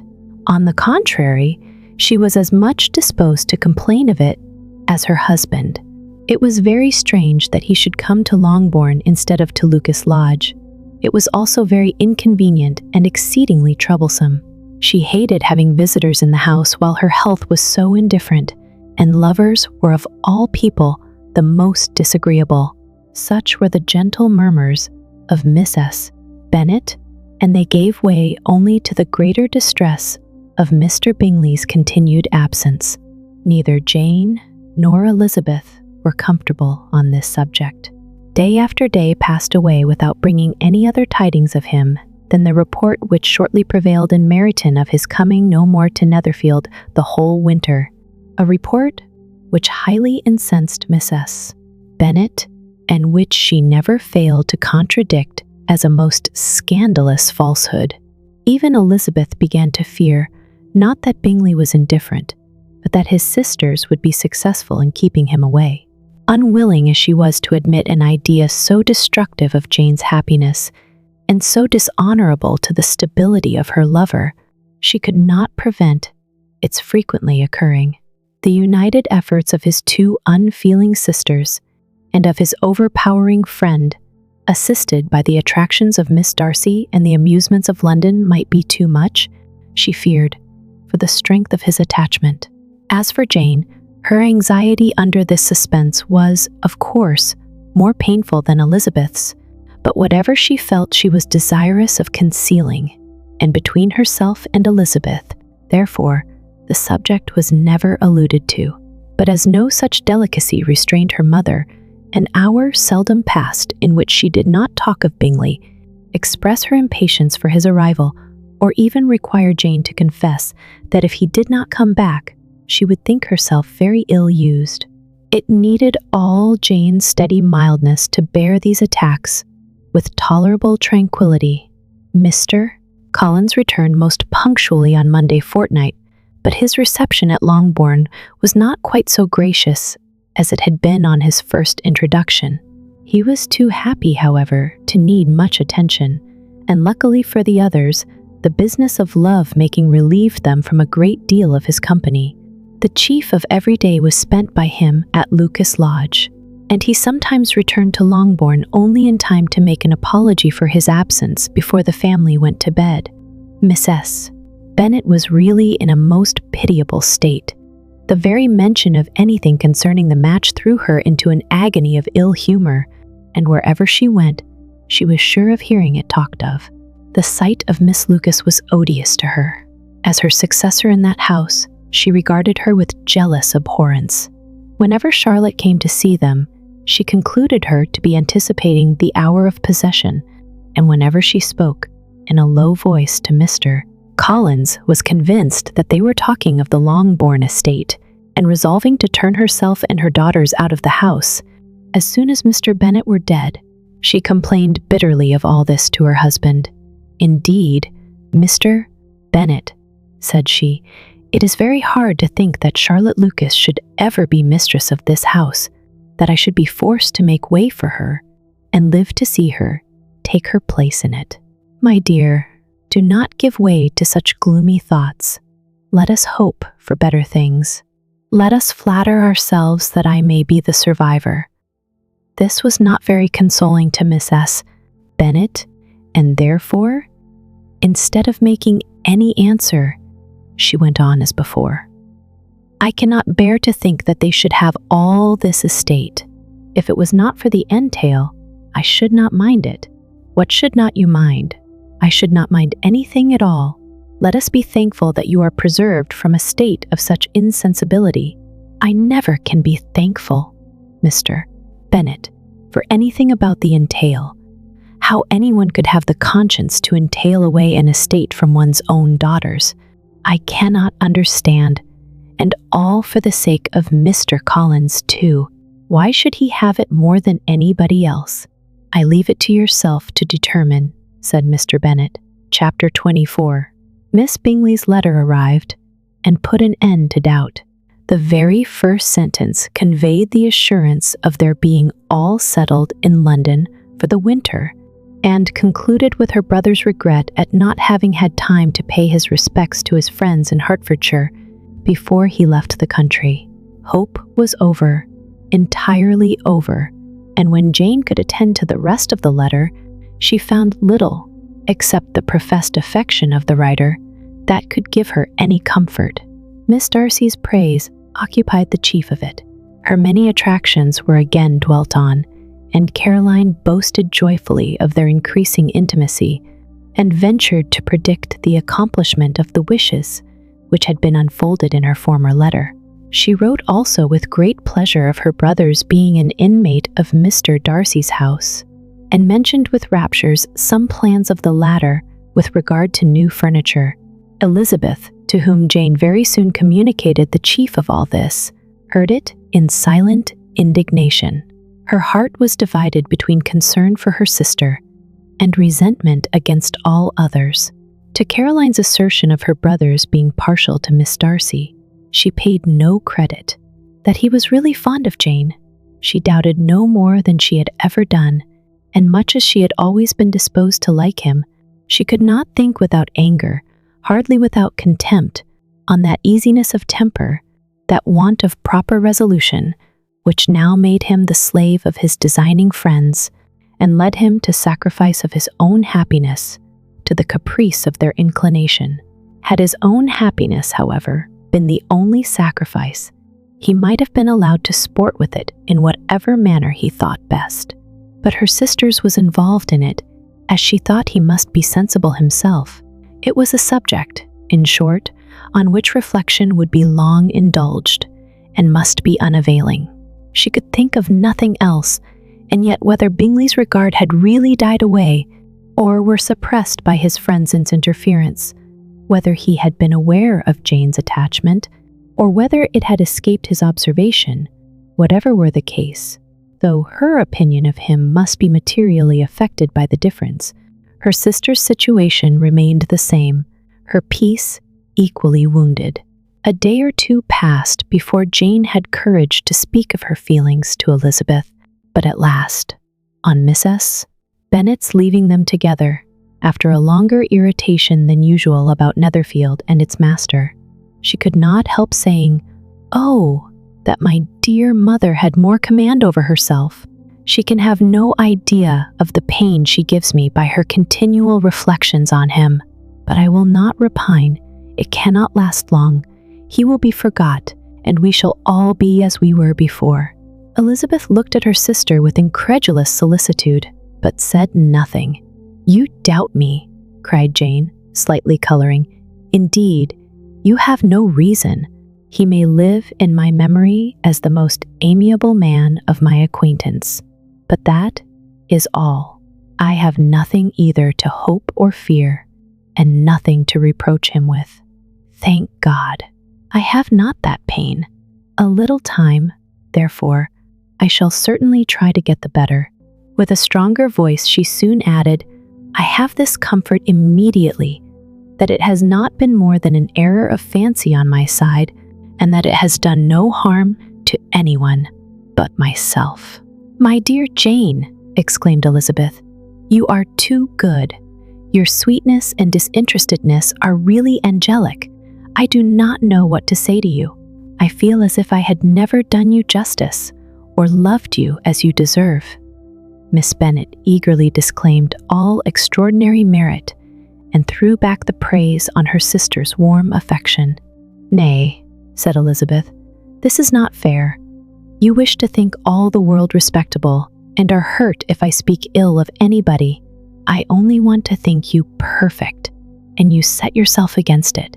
Do not be afraid of my running into any excess, of my encroaching on your privilege of universal goodwill. You need not. There are few people whom I really love, and still fewer of whom I think well. The more I see of the world, the more am I dissatisfied with it, and every day confirms my belief of the inconsistency of all human characters, and of the little dependence that can be placed on the appearance of merit or sense. I have met with two instances lately.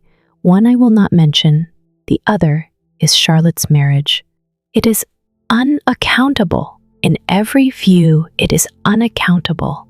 My dear Lizzie, do not give way to such feelings as these. They will ruin your happiness. You do not make allowance enough for difference of situation and temper. Consider Mr. Collins's respectability and Charlotte's steady, prudent character. Remember that she is one of a large family, that as to fortune, it is a most eligible match, and be ready to believe, for everybody's sake, that she may feel something like regard and esteem for our cousin. To oblige you, I would try to believe almost anything, but no one else could be benefited by such a belief as this, for were I persuaded that Charlotte had any regard for him, I should only think worse of her understanding than I now do of her heart. My dear Jane, Mr. Collins is a conceited, pompous, narrow-minded, silly man, you know he is, as well as I do, and you must feel, as well as I do, that the woman who married him cannot have a proper way of thinking. You shall not defend her, though it is Charlotte Lucas. You shall not, for the sake of one individual, change the meaning of principle and integrity, nor endeavor to persuade yourself or me that selfishness is prudence and insensibility of danger security for happiness. I must think your language too strong in speaking of both, replied Jane, and I hope you will be convinced of it by seeing them happy together. But enough of this. You alluded to something else. You mentioned two instances. I cannot misunderstand you, but I entreat you, dear Lizzie, not to pain me by thinking that person to blame, and saying your opinion of him is sunk. We must not be so ready to fancy ourselves intentionally injured. We must not expect a lively young man to be always so guarded and circumspect. It is very often nothing but our own vanity that deceives us. Women fancy admiration means more than it does, and men take care that they should. If it is designedly done, they cannot be justified. But I have no idea of there being so much design in the world as some persons imagine. I am far from attributing any part of Mr. Bingley's conduct to design, said Elizabeth, but without scheming to do wrong or to make others unhappy, there may be error and there may be misery, thoughtlessness, want of attention to other people's feelings, and want of resolution will do the business. And do you impute it to either of those? Yes, to the last. But if I go on, I shall displease you by saying what I think of persons you esteem. Stop me whilst you can. You persist, then, in supposing his sisters influence him? Yes, in conjunction with his friend. I cannot believe it. Why should they try to influence him? They can only wish his happiness, and if he is attached to me, no other woman can secure it. Your first position is false.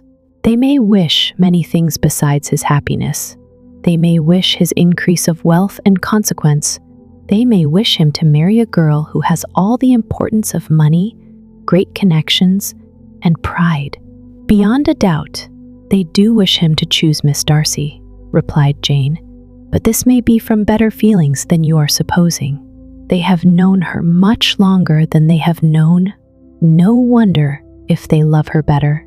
But whatever may be their own wishes, it is very unlikely they should have opposed their brothers. What sister would think herself at liberty to do it, unless there were something very objectionable? If they believed him attached to me, they would not try to part us. If he were so, they could not succeed. By supposing such an affection, you make everybody acting unnaturally and wrong, and me most unhappy. Do not distress me by the idea. I am not ashamed of having been mistaken, or, at least, it is light. It is nothing in comparison of what I should feel in thinking ill of him or his sisters. Let me take it in the best light, in the light in which it may be understood. Elizabeth could not oppose such a wish. and from this time Mr. Bingley's name was scarcely ever mentioned between them. Miss S. Bennet still continued to wonder and repine at his returning no more, and though a day seldom passed in which Elizabeth did not account for it, clearly there was little chance of her ever considering it with less perplexity. Her daughter endeavored to convince her of what she did not believe herself, that his attentions to Jane had been merely the effect of a common and transient liking, which ceased when he saw her no more. But though the probability of this statement was admitted at the time, she had the same story to repeat every day. Miss S. Bennet's best comfort was that Mr. Bingley must be down again in the summer. Mr. Bennet treated the matter differently. "So, Lizzie," said he one day, "your sister is crossed in love, I find. I congratulate her. Next to being married, a girl likes to be crossed a little in love now and then.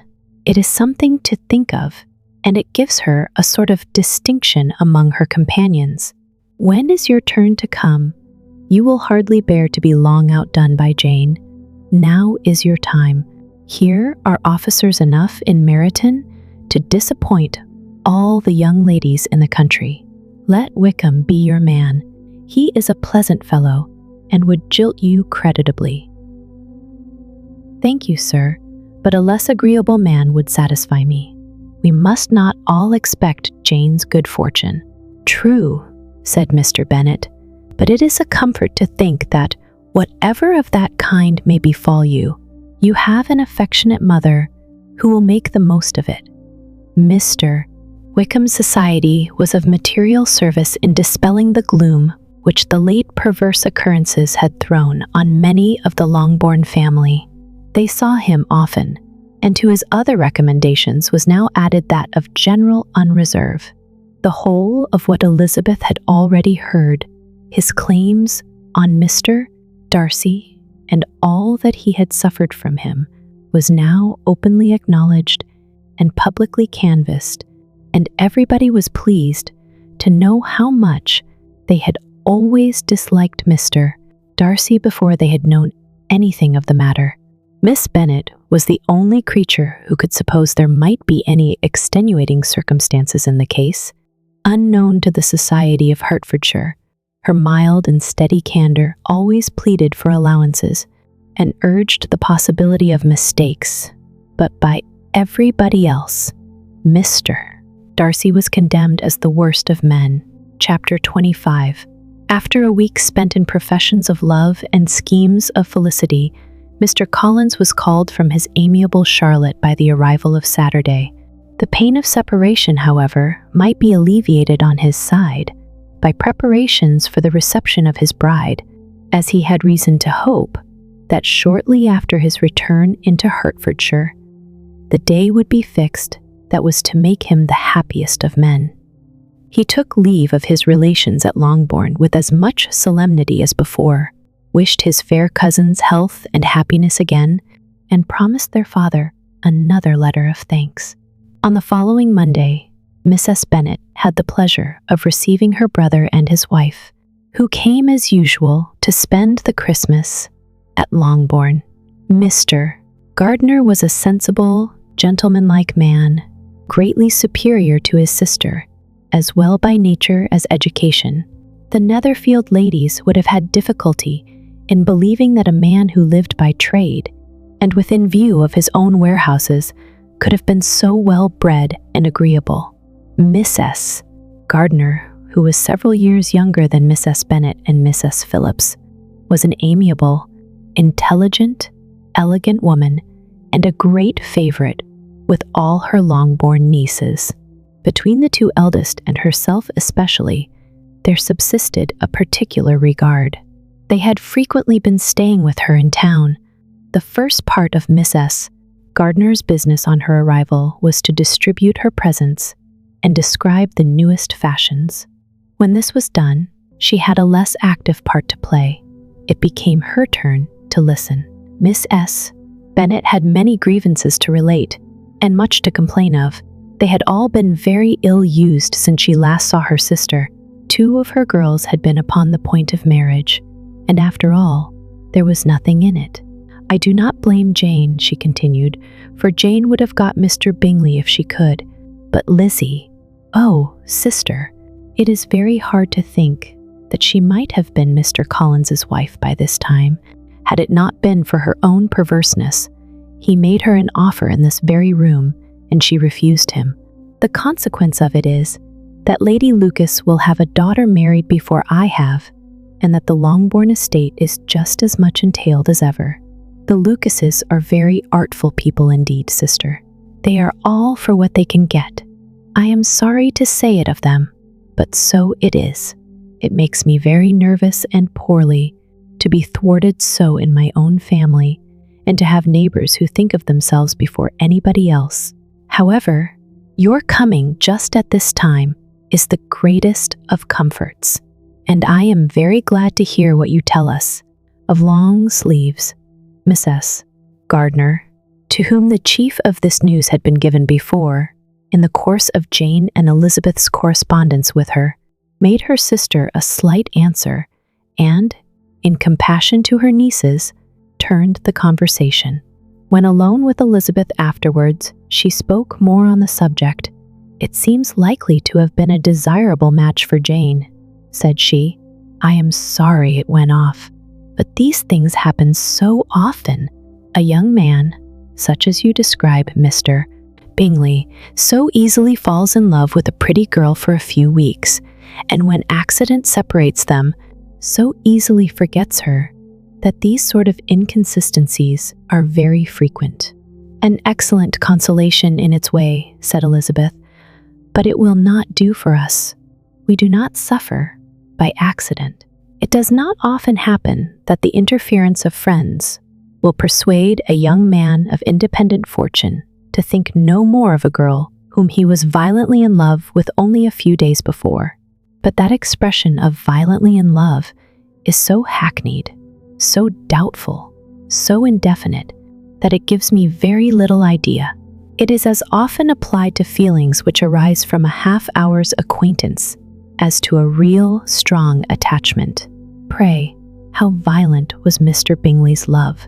I never saw a more promising inclination. He was growing quite inattentive to other people, and wholly engrossed by her. Every time they met, it was more decided and remarkable. At his own ball, he offended 2 or 3 young ladies by not asking them to dance, and I spoke to him twice myself without receiving an answer. Could there be finer symptoms? Is not general incivility the very essence of love? Oh yes, of that kind of love which I suppose him to have felt. Poor Jane, I am sorry for her, because, with her disposition, she may not get over it immediately. It had better have happened to you, Lizzie. You would have laughed yourself out of it sooner. But do you think she would be prevailed upon to go back with us? Change of scene might be of service, and perhaps a little relief from home may be as useful as anything." Elizabeth was exceedingly pleased with this proposal, and felt persuaded of her sister's ready acquiescence. "I hope," added Mrs. Gardiner, "that no consideration with regard to this young man will influence her. We live in so different a part of town. All our connections are so different, and, as you well know, we go out so little that it is very improbable that they should meet at all, unless he really comes to see her, and that is quite impossible, for he is now in the custody of his friend, and Mr. Darcy would no more suffer him to call on Jane in such a part of London. My dear aunt, how could you think of it? Mr. Darcy may perhaps have heard of such a place as Gracechurch Street, but he would hardly think a month's ablution enough to cleanse him from its impurities, were he once to enter it. And depend upon it, Mr. Bingley never stirs without him. So much the better. I hope they will not meet at all. But does not Jane correspond with his sister? She will not be able to help calling. She will drop the acquaintance entirely. But in spite of the certainty in which Elizabeth affected to place this point, as well as the still more interesting one of Bingley's being withheld from seeing Jane, She felt a solicitude on the subject which convinced her, on examination, that she did not consider it entirely hopeless. It was possible, and sometimes she thought it probable, that his affection might be reanimated, and the influence of his friends successfully combated by the more natural influence of Jane's attractions. Miss Bennet accepted her aunt's invitation with pleasure, and the Bingleys were no otherwise in her thoughts at the same time than as she hoped by Caroline's not living in the same house with her brother, she might occasionally spend a morning with her, without any danger of seeing him. The Gardiners stayed a week at Longbourn, and what with the Phillipses, the Lucases, and the officers, there was not a day without its engagement. Miss S. Bennet had so carefully provided for the entertainment of her brother and sister that they did not once sit down to a family dinner. When the engagement was for home, some of the officers always made part of it, of which officers Mr. Wickham was sure to be one, and on these occasions, Miss S. Gardiner, rendered suspicious by Elizabeth's warm commendation, narrowly observed them both, without supposing them, from what she saw, to be very seriously in love. Their preference of each other was plain enough to make her a little uneasy, and she resolved to speak to Elizabeth on the subject before she left Hertfordshire, and represent to her the imprudence of encouraging such an attachment. To Miss S. Gardiner, Wickham had one means of affording pleasure, unconnected with his general powers. About 10 or a dozen years ago, before her marriage, she had spent a considerable time in that very part of Derbyshire to which he belonged. They had, therefore, many acquaintances in common, and though Wickham had been little there since the death of Darcy's father, it was yet in his power to give her fresher intelligence of her former friends than she had been in the way of procuring. Mrs. Gardiner had seen Pemberley, and known the late Mr. Darcy by character perfectly well. Here, consequently, was an inexhaustible subject of discourse. In comparing her recollection of Pemberley with the minute description which Wickham could give, and in bestowing her tribute of praise on the character of its late possessor, she was delighting both him and herself. On being made acquainted with the present Mr. Darcy's treatment of him, she tried to remember some of that gentleman's reputed disposition when quite a lad which might agree with it, and was confident at last that she recollected having heard Mr. Fitzwilliam Darcy formerly spoken of as a very proud, ill-natured boy. Chapter 26. Mrs. Gardiner's caution to Elizabeth was punctually and kindly given on the first favorable opportunity of speaking to her alone. After honestly telling her what she thought, she thus went on: "You are too sensible a girl, Lizzie, to fall in love merely because you are warned against it, and therefore I am not afraid of speaking openly. Seriously, I would have you be on your guard. Do not involve yourself or endeavor to involve him in an affection which the want of fortune would make so very imprudent. I have nothing to say against him. He is a most interesting young man, and if he had the fortune he ought to have, I should think you could not do better. But as it is, you must not let your fancy run away with you. You have sense, and we all expect you to use it. Your father would depend on your resolution and good conduct, I am sure. You must not disappoint your father, my dear aunt. This is being serious indeed. Yes, and I hope to engage you to be serious likewise. Well, then, you need not be under any alarm. I will take care of myself, and of Mr. Wickham too. He shall not be in love with me, if I can prevent it.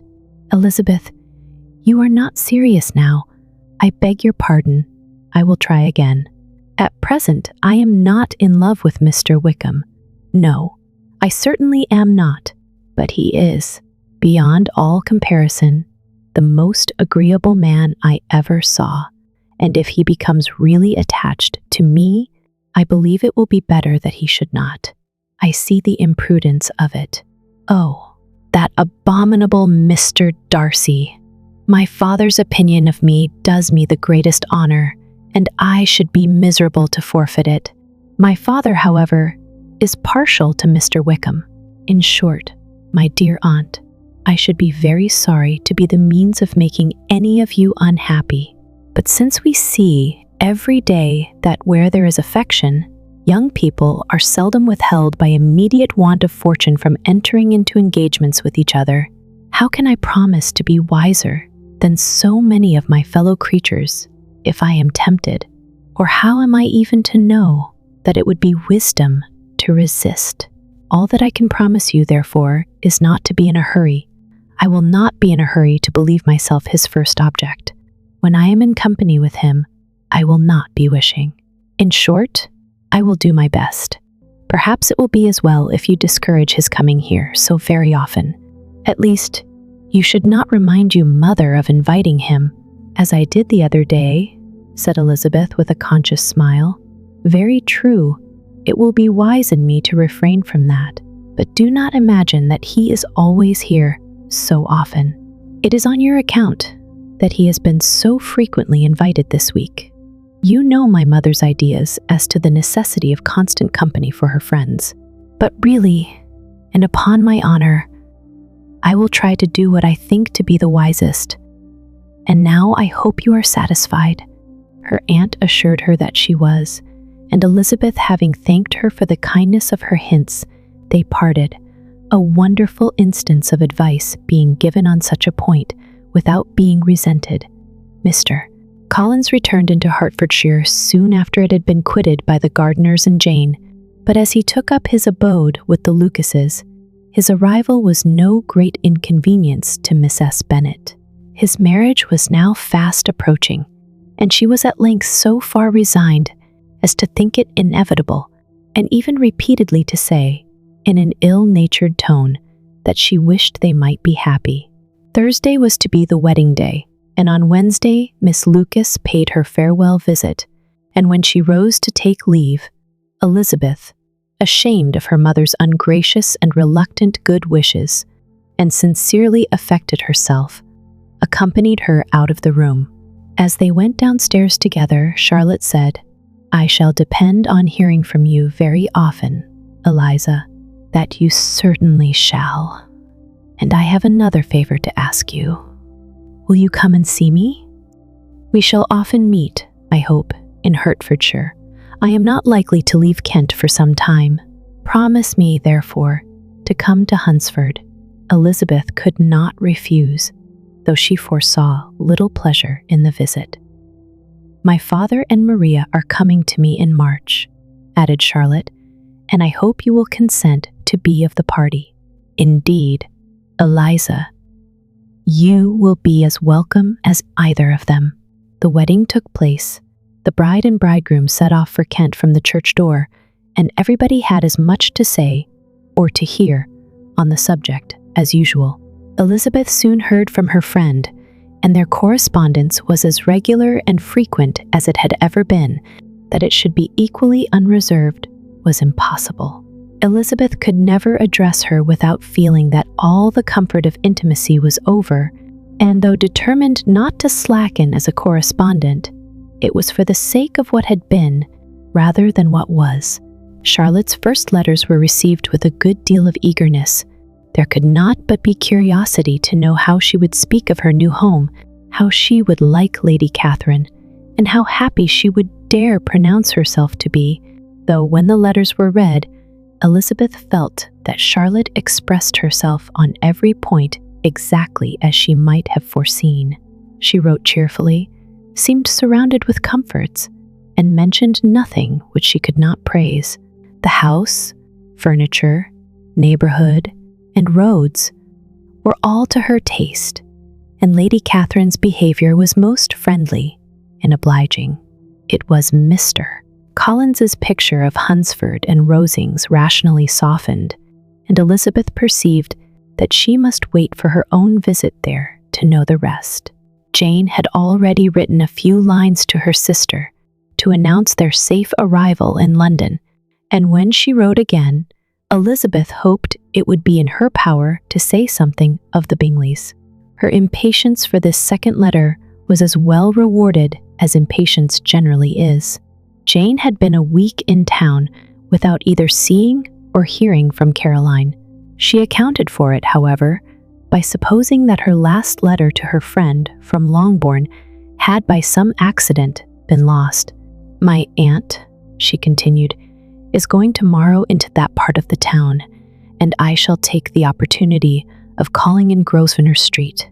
She wrote again when the visit was paid, and she had seen Miss Bingley. "I did not think Caroline in spirits," were her words, "but she was very glad to see me, and reproached me for giving her no notice of my coming to London. I was right, therefore. My last letter had never reached her. I inquired after their brother, of course. He was well, but so much engaged with Mr. Darcy that they scarcely ever saw him. I found that Miss Darcy was expected to dinner. I wish I could see her. My visit was not long, as Caroline and Mrs. Hurst were going out. I dare say I shall see them soon here." Elizabeth shook her head over this letter. It convinced her that accident only could discover to Mr. Bingley her sister's being in town. 4 weeks passed away, and Jane saw nothing of him. She endeavored to persuade herself that she did not regret it, but she could no longer be blind to Miss Bingley's inattention. After waiting at home every morning for a fortnight, and inventing every evening a fresh excuse for her, the visitor did at last appear, but the shortness of her stay, and yet more, the alteration of her manner, would allow Jane to deceive herself no longer. The letter which she wrote on this occasion to her sister will prove what she felt. "My dearest Lizzie will, I am sure, be incapable of triumphing in her better judgment at my expense when I confess myself to have been entirely deceived in Miss Bingley's regard for me. But, my dear sister, though the event has proved you right, do not think me obstinate if I still assert that, considering what her behavior was, my confidence was as natural as your suspicion. I do not at all comprehend her reason for wishing to be intimate with me. But if the same circumstances were to happen again, I am sure I should be deceived again. Caroline did not return my visit till yesterday, and not a note, not a line, did I receive in the meantime. When she did come, it was very evident that she had no pleasure in it. She made a slight, formal apology for not calling before, said not a word of wishing to see me again, and was in every respect so altered a creature that when she went away, I was perfectly resolved to continue the acquaintance no longer. I pity, though I cannot help blaming her. She was very wrong in singling me out as she did. We can safely say that every advance to intimacy began on her side, but I pity her, because she must feel that she has been acting wrong, and because I am very sure that anxiety for her brother is the cause of it. I need not explain myself farther, and though we know this anxiety to be quite needless, yet if she feels it, it will easily account for her behavior to me. And so, deservedly dear as he is to his sister, whatever anxiety she must feel on his behalf is natural and amiable. I cannot but wonder, however, at her having any such fears now, because, if he had at all cared about me, we must have met long ago. He knows of my being in town, I am certain, from something she said herself, and yet it would seem, by her manner of talking, as if she wanted to persuade herself that he is really partial to Miss Darcy. He cannot understand it. If I were not afraid of judging harshly, I should be almost tempted to say that there is a strong appearance of duplicity in all this. But I will endeavor to banish every painful thought, and think only of what will make me happy, your affection, and the invariable kindness of my dear uncle and aunt. Let me hear from you very soon. Miss Bingley said something of his never returning to Netherfield again, of giving up the house, but not with any certainty. We had better not mention it. I am extremely glad that you have such pleasant accounts from our friends at Hunsford. Pray go to see them with Sir William and Maria. I am sure you will be very comfortable there. Yours, etc. This letter gave Elizabeth some pain, but her spirits returned, as she considered that Jane would no longer be duped, by the sister at least. All expectation from the brother was now absolutely over. She would not even wish for a renewal of his attentions. His character sunk on every review of it, and as a punishment for him, as well as a possible advantage to Jane, she seriously hoped he might really soon marry Mr. Darcy's sister, as by Wickham's account, she would make him abundantly regret what he had thrown away. Mrs. Gardiner about this time reminded Elizabeth of her promise concerning that gentleman and required information, and Elizabeth had such to send as might rather give contentment to her aunt than to herself. His apparent partiality had subsided, his attentions were over, he was the admirer of someone else. Elizabeth was watchful enough to see it all, but she could see it and write of it without material pain. Her heart had been but slightly touched, and her vanity was satisfied with believing that she would have been his only choice had fortune permitted it.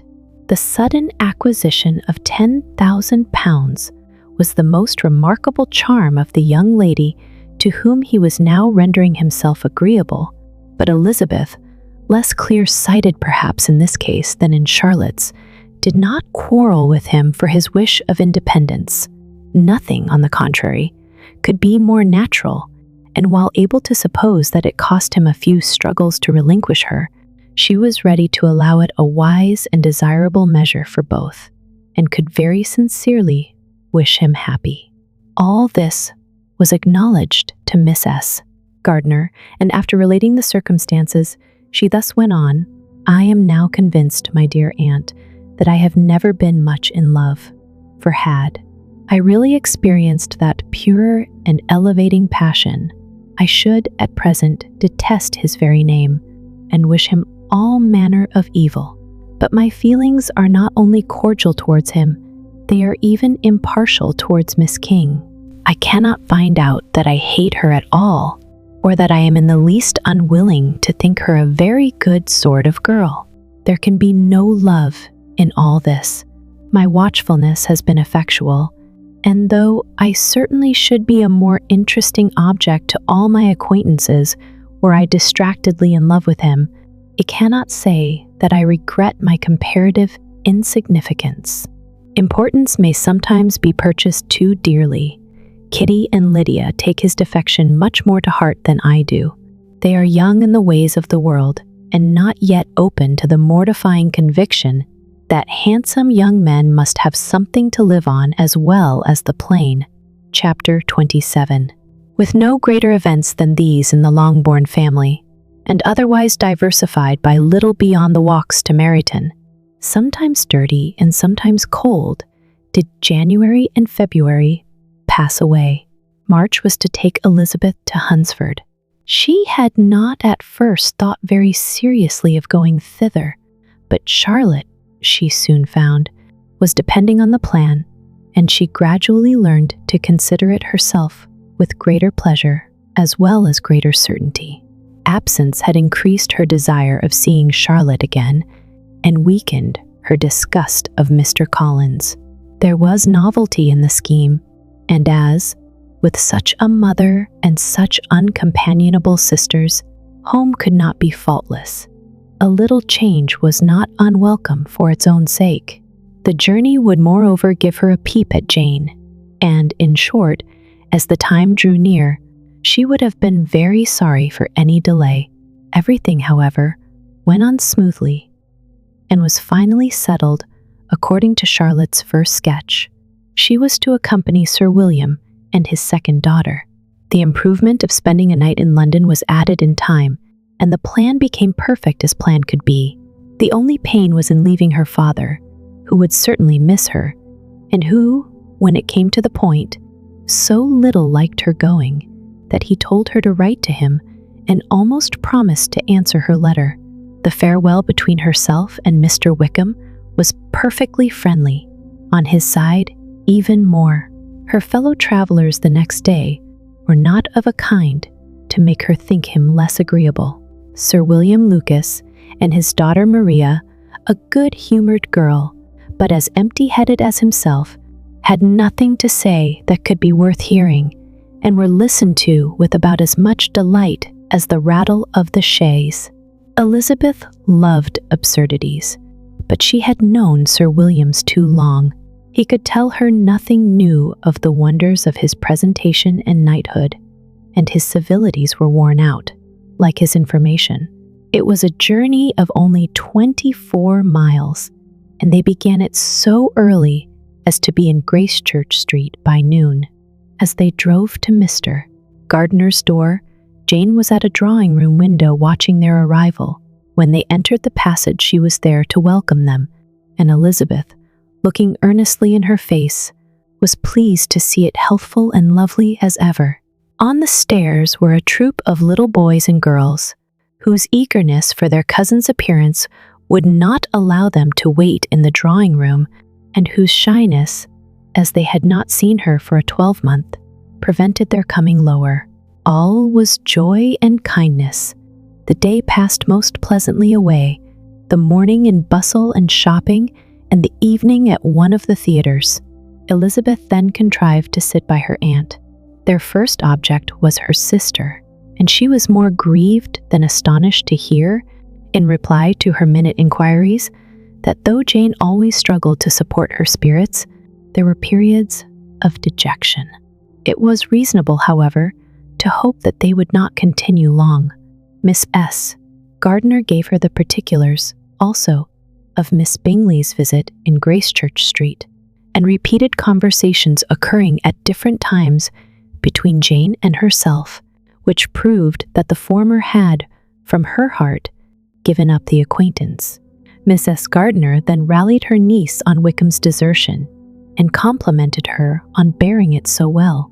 "But, my dear Elizabeth," she added, "what sort of girl is Miss King? I should be sorry to think our friend mercenary. Pray, my dear aunt, what is the difference in matrimonial affairs between the mercenary and the prudent motive? Where does discretion end and avarice begin? Last Christmas, you were afraid of his marrying me because it would be imprudent, and now, because he is trying to get a girl with only £10,000, you want to find out that he is mercenary.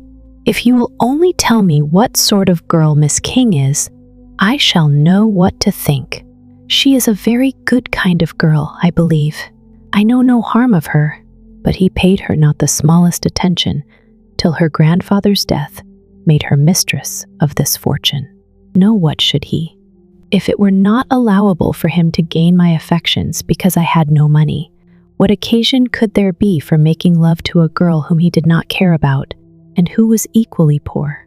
But there seems an indelicacy in directing his attentions towards her so soon after this event.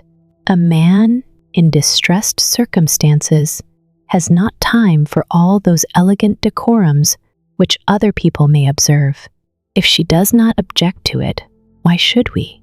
Her not objecting does not justify him.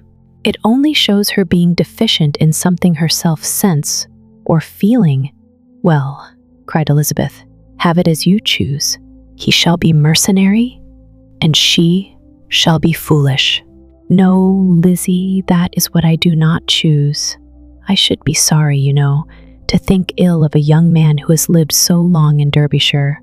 Oh, if that is all, I have a very poor opinion of young men who live in Derbyshire, and their intimate friends who live in Hertfordshire are not much better.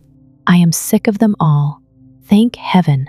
I am going tomorrow where I shall find a man who has not one agreeable quality, who has neither manner nor sense to recommend him. Stupid men are the only ones worth knowing, after all. Take care, Lizzie. That speech savors strongly of disappointment. Before they were separated by the conclusion of the play, she had the unexpected happiness of an invitation to accompany her uncle and aunt in a tour of pleasure which they proposed taking in the summer.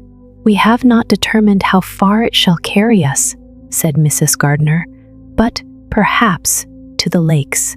No scheme could have been more agreeable to Elizabeth, and her acceptance of the invitation was most ready and grateful.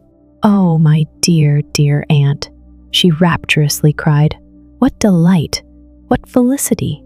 You give me fresh life and vigor. Adieu to disappointment and spleen. What are young men to rocks and mountains? Oh, what hours of transport we shall spend!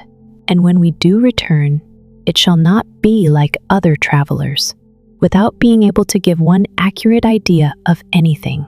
We will know where we have gone. We will recollect what we have seen. Lakes, mountains, and rivers shall not be jumbled together in our imaginations, nor when we attempt to describe any particular scene will we begin quarreling about its relative situation. Let our first effusions be less insupportable than those of the generality of travelers." Chapter 28.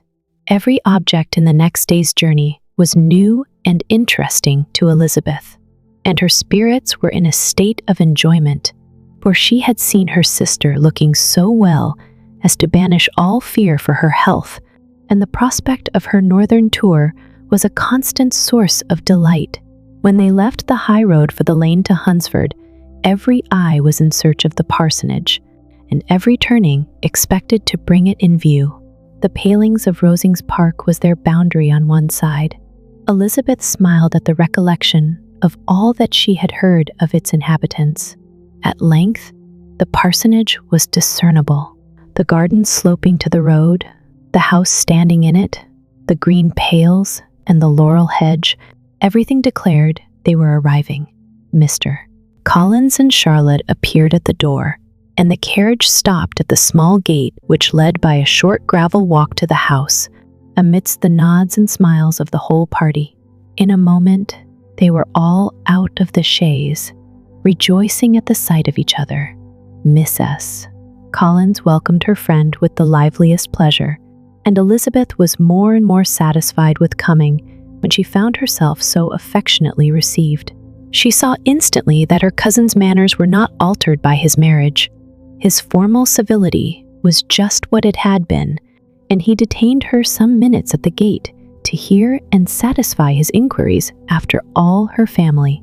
They were then, with no other delay than his pointing out the neatness of the entrance, taken into the house, and as soon as they were in the parlor, he welcomed them a second time with ostentatious formality to his humble abode, and punctually repeated all his wife's offers of refreshment. Elizabeth was prepared to see him in his glory, and she could not help in fancying that in displaying the good proportion of the room, its aspect, and its furniture, he addressed himself particularly to her, as if wishing to make her feel what she had lost in refusing him. But though everything seemed neat and comfortable, she was not able to gratify him by any sigh of repentance, and rather looked with wonder at her friend that she could have so cheerful an air with such a companion. When Mr. Collins said anything of which his wife might reasonably be ashamed, which certainly was not unseldom, she involuntarily turned her eye on Charlotte. Once or twice she could discern a faint blush, but in general, Charlotte wisely did not hear. After sitting long enough to admire every article of furniture in the room, from the sideboard to the fender, to give an account of their journey, and of all that had happened in London, Mr. Collins invited them to take a stroll in the garden, which was large and well laid out, and to the cultivation of which he attended himself. To work in this garden was one of his most respectable pleasures, and Elizabeth admired the command of countenance with which Charlotte talked of the healthfulness of the exercise, and owned she encouraged it as much as possible. Here, leading the way through every walk and crosswalk, and scarcely allowing them an interval to utter the praises he asked for, every view was pointed out with a minuteness which left beauty entirely behind. He could number the fields in every direction, and could tell how many trees there were in the most distant clump. But of all the views which his garden, or which the country or kingdom could boast, none were to be compared with the prospect of Rosings, afforded by an opening in the trees that bordered the park nearly opposite the front of his house. It was a handsome modern building, well situated on rising ground, From his garden, Mr. Collins would have led them round his 2 meadows, but the ladies, not having shoes to encounter the remains of a white frost, turned back, and while Sir William accompanied him, Charlotte took her sister and friend over the house, extremely well pleased, probably, to have the opportunity of showing it without her husband's help. It was rather small, but well built and convenient, and everything was fitted up and arranged with a neatness and consistency of which Elizabeth gave Charlotte all the credit. When Mr. Collins could be forgotten, there was really an air of great comfort throughout, and by Charlotte's evident enjoyment of it, Elizabeth supposed he must be often forgotten. She had already learnt that Lady Catherine was still in the country. It was spoken of again while they were at dinner, when Mr. Collins, joining in, observed, "Yes, Miss Elizabeth, you will have the honor of seeing Lady Catherine de Bourgh on the ensuing Sunday at church, and I need not say you will be delighted with her. She is all affability and condescension, and I doubt not but you will be honored with some portion of her notice when service is over. I have scarcely any hesitation in saying she will include you and my sister Maria in every invitation with which she honors us during your stay here. Her behavior to my dear Charlotte is charming. We dine at Rosings twice every week and are never allowed to walk home. Her ladyship's carriage is regularly ordered for us. I should say one of her ladyship's carriages, for she has several. Lady Catherine is a very respectable, sensible woman indeed," added Charlotte, "and a most attentive neighbor." "Very true, my dear. That is exactly what I say. She is the sort of woman whom one cannot regard with too much deference." The evening was spent chiefly in talking over Hertfordshire news, and telling again what had already been written, and when it closed, Elizabeth, in the solitude of her chamber, had to meditate upon Charlotte's degree of contentment, to understand her address in guiding, and composure in bearing with, her husband, and to acknowledge all done very well. She had also to anticipate how her visit would pass, the quiet tenor of their usual employments, the vexatious interruptions of Mr. Collins, and the gaieties of their intercourse with Rosings. A lively imagination soon settled it all.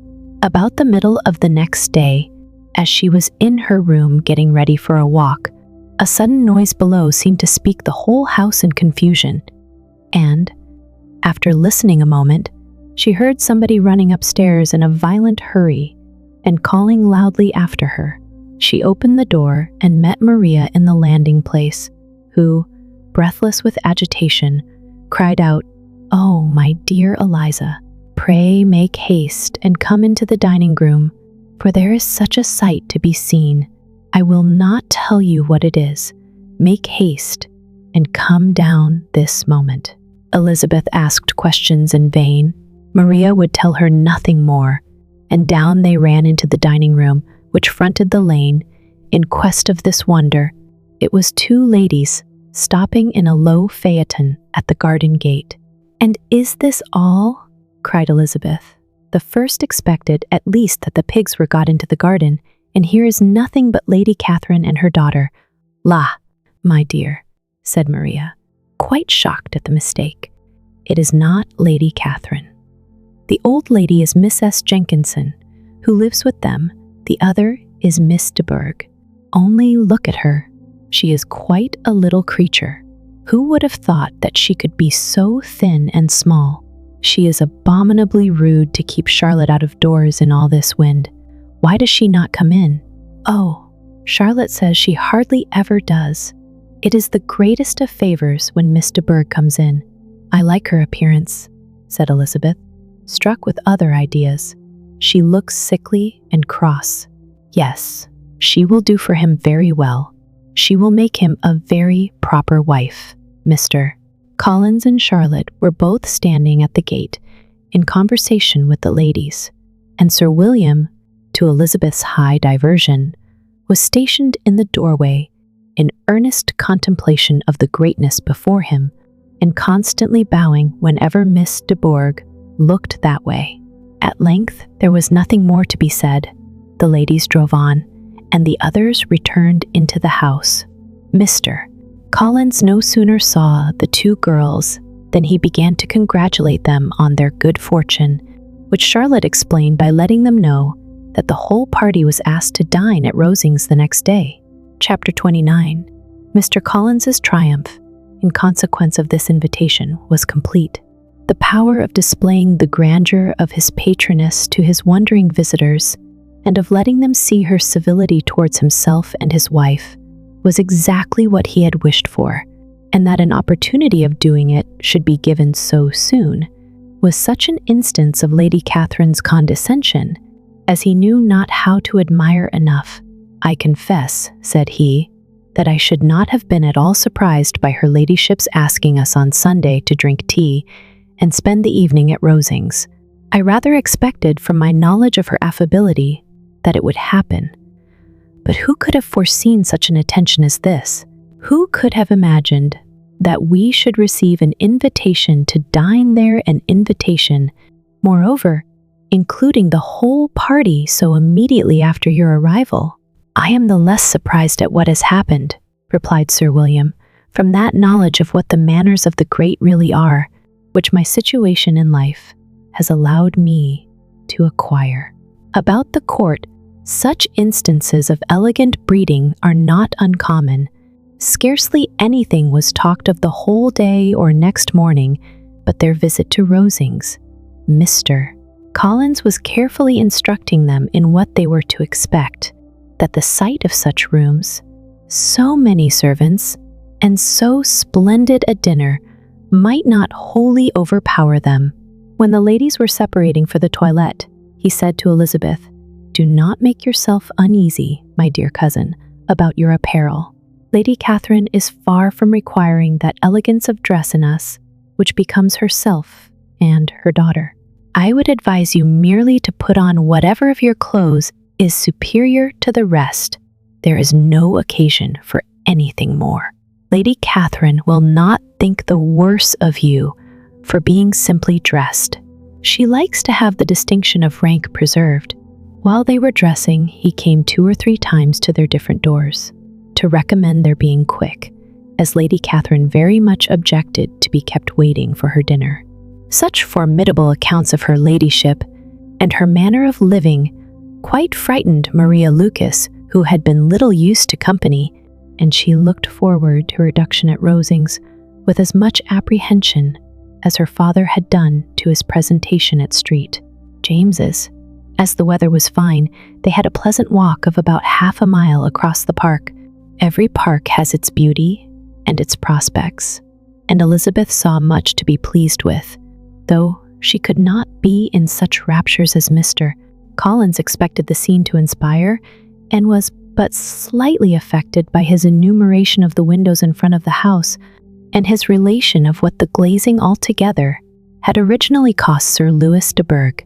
When they ascended the steps to the hall, Maria's alarm was every moment increasing, and even Sir William did not look perfectly calm.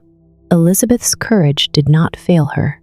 She had heard nothing of Lady Catherine that spoke her awful from any extraordinary talents or miraculous virtue, and the mere stateliness of money or rank she thought she could witness without trepidation.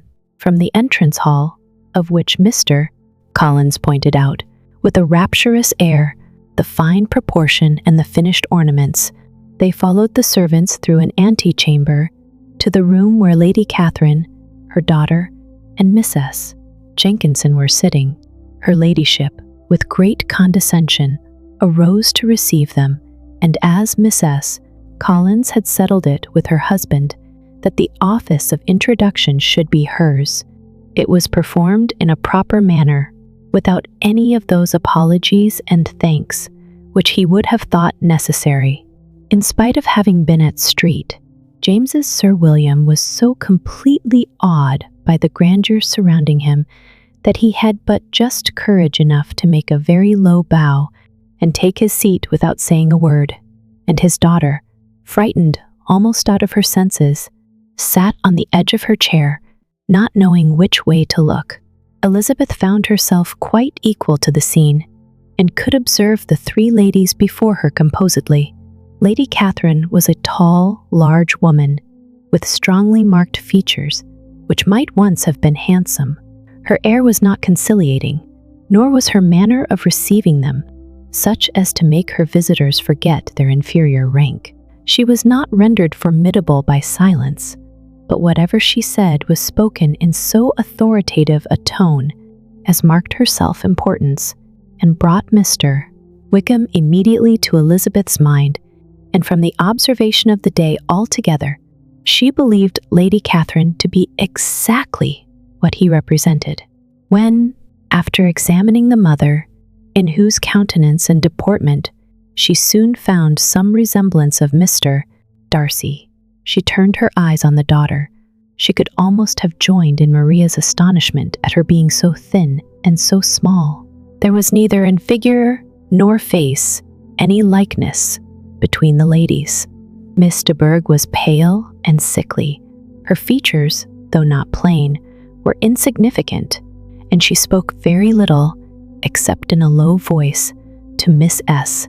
Jenkinson, in whose appearance there was nothing remarkable, and who was entirely engaged in listening to what she said, and placing a screen in the proper direction before her eyes. After sitting a few minutes, they were all sent to one of the windows to admire the view, Mr. Collins attending them to point out its beauties, and Lady Catherine kindly informing them that it was much better worth looking at in the summer.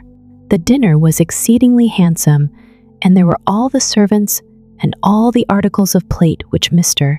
Collins had promised, and, as he had likewise foretold, he took his seat at the bottom of the table, by her ladyship's desire, and looked as if he felt that life could furnish nothing greater. He carved, and ate, and praised with delighted alacrity, and every dish was commended, first by him, and then by Sir William, who was now enough recovered to echo whatever his son-in-law said, in a manner which Elizabeth wondered Lady Catherine could bear. But Lady Catherine seemed gratified by their excessive admiration, and gave most gracious smiles, especially when any dish on the table proved a novelty to them. The party did not supply much conversation. Elizabeth was ready to speak whenever there was an opening, but she was seated between Charlotte and Miss de Bourgh, the former of whom was engaged in listening to Lady Catherine, and the latter said not a word to her all dinner time. Mrs. Jenkinson was chiefly employed in watching how little Miss de Bourgh ate, pressing her to try some other dish, and fearing she was indisposed. Maria thought speaking out of the question, and the gentlemen did nothing but eat and admire. When the ladies returned to the drawing-room, there was little to be done but to hear Lady Catherine talk, which she did without any intermission till coffee came in, delivering her opinion on every subject in so decisive a manner as proved that she was not used to have her judgment controverted. She inquired into Charlotte's domestic concerns familiarly and minutely, gave her a great deal of advice as to the management of them all, told her how everything ought to be regulated in so small a family as hers, and instructed her as to the care of her cows and her poultry. Elizabeth found that nothing was beneath this great lady's attention which could furnish her with an occasion of dictating to others. In the intervals of her discourse with Mrs.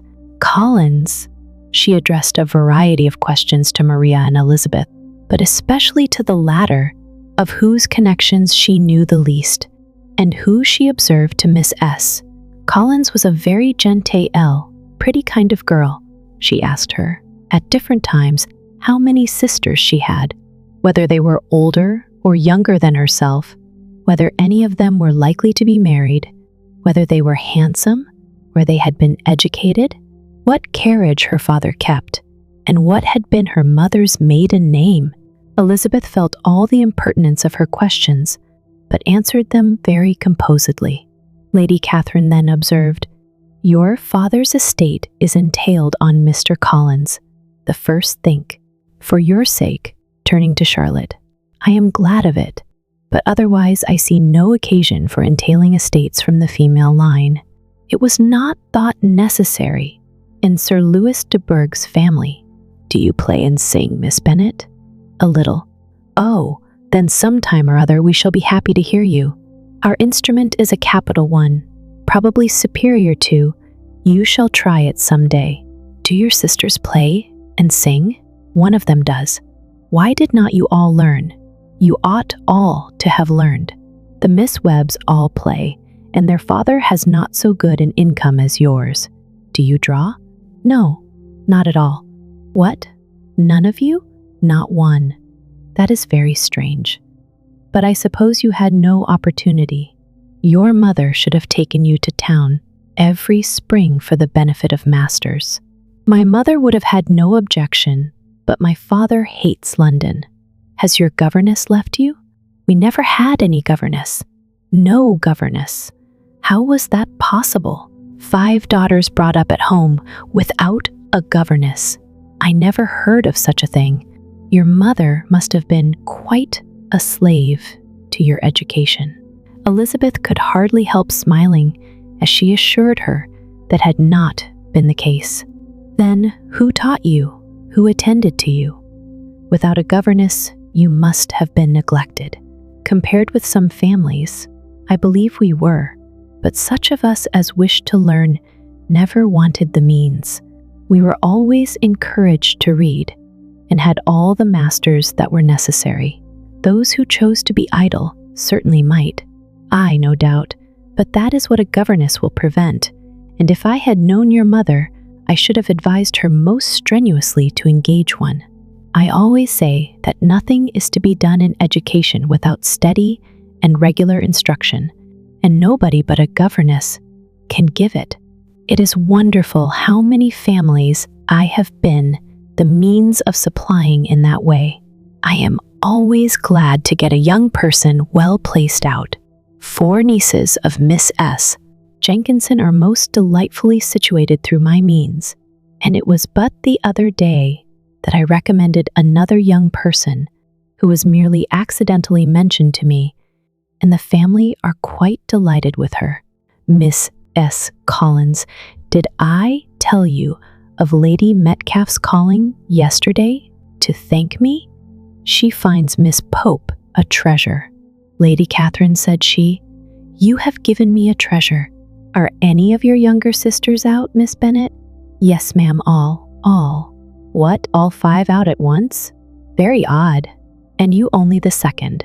The younger ones out before the elder ones are married. Your younger sisters must be very young? Yes, my youngest is not 16. Perhaps she is full young to be much in company. But really, ma'am, I think it would be very hard upon younger sisters that they should not have their share of society and amusement, because the elder may not have the means or inclination to marry early.